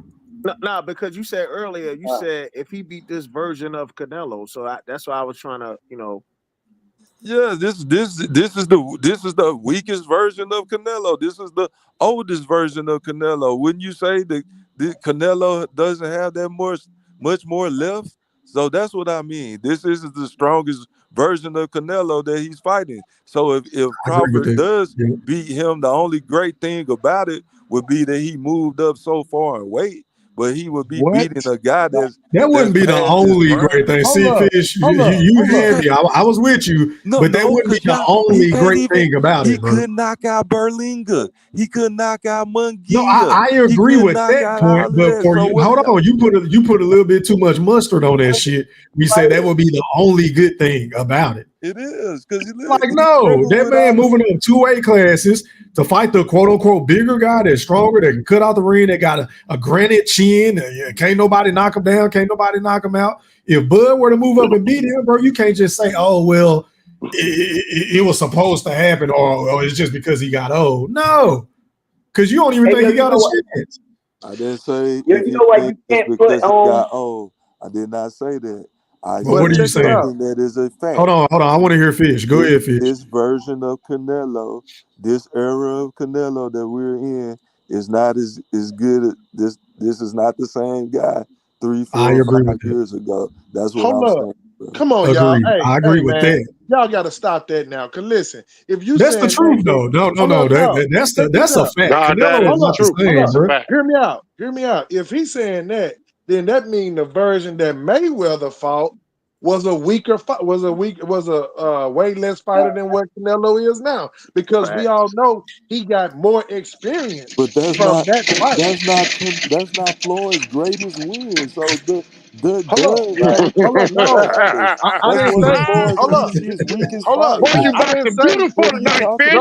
Hold up. Boy, you boy. Hold up. I didn't say. Big Fish. Hold up, I didn't say Hey that man, was mute his your best. audio, please, fellas. I don't want to hear this on the playback, man. Go ahead, Somebody go ahead. I said I didn't say that was his best fight, Mayweather best fight. I said that version of Canelo was, if you're saying that version that when he fought fought Mayweather, you're diminishing that win of Mayweather, because I think Canelo is a better fighter now than he was when he was fighting Mayweather. See what I mean? So that's why I said Crawford fight this version of Canelo is a more experienced, a more seasoned Canelo compared to the mistakes he was making with Floyd Mayweather. That's why I Can Facts. I said ask That's a Gio fact. your No, no, question? hold on, That's a hold on, fact. hold on, Can E3. I Let me ask a say question? this. So No, which Don't no, one? nobody hold on, So debate which hold that. one on, is the more hold dangerous on, hold version on, hold then, on, Theo? hold on, no, Which hold one would be on. the more dangerous No, version then? hold on, Q. Just see, the difference is that was a money grab fight for Floyd. He just knew he was just getting an easy check. This is a potential. This is Terence Crawford's legacy is riding on this. Your phone broke up, Fish. Hey, my thing with that is like we always talk. So people talk about the this version of Canelo, right? Nobody's saying this version of Crawford. I mean, yeah, like Crawford prime stretches like way further. Yeah, because I mean, the last time I checked, bro. Hold on, y'all. To add to that point, people were saying Bud is slowing down after the Madrigal fight. The power didn't carry. Obviously, we just got off of that for what 35, 40 minutes, and then y'all said he looked slow. Like he looked slow. Yeah, we about to So see he ain't the best two version of fighters himself past either, 8 rounds. bro. Yeah, We he My about ain't to see slow at both sides all. passed the line. That's a fact. two I agree fighters Yeah, with that. he ain't slow in my opinion. Bud don't got a deep resume though. So like that's a pushback on that. Like Bud Canelo don't resume have a good deep fight. resume. Canelo don't have a deep resume. Canelo got a lot of undefeated But champions, a lot like yeah, people but that we know though. those undefeated champions were unproven. To be honest with you, like what has Caleb Plant done prior to the Canelo fight? But you know So y'all Plant. know how? Hey fellas, You about hey man, I got fight. to hey man, hey, hold on, Carl. I hate to cut y'all off, but I got to get off of here, man. I've been on here for too long. I got to wake up early and shit. I Hey appreciate man, you I letting me appreciate know, everybody bro. for coming on, man. I can't do closing thoughts right now. Shout out to everybody in the Wolf chat. Hit that like button. Hold on, y'all. Hit that like button. Until next time, I'm gone. All right, take care, y'all. Are you not entertained? Are you not entertained? Is this not why you are here? Yeah, I said it.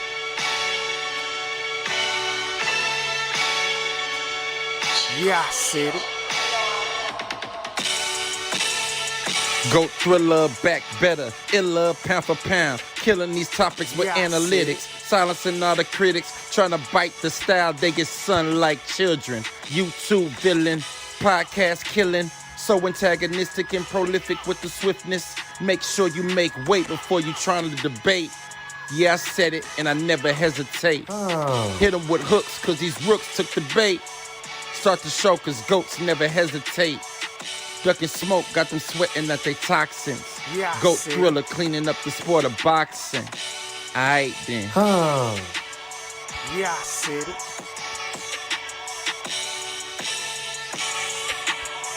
Yeah, I said it. I fucking wait.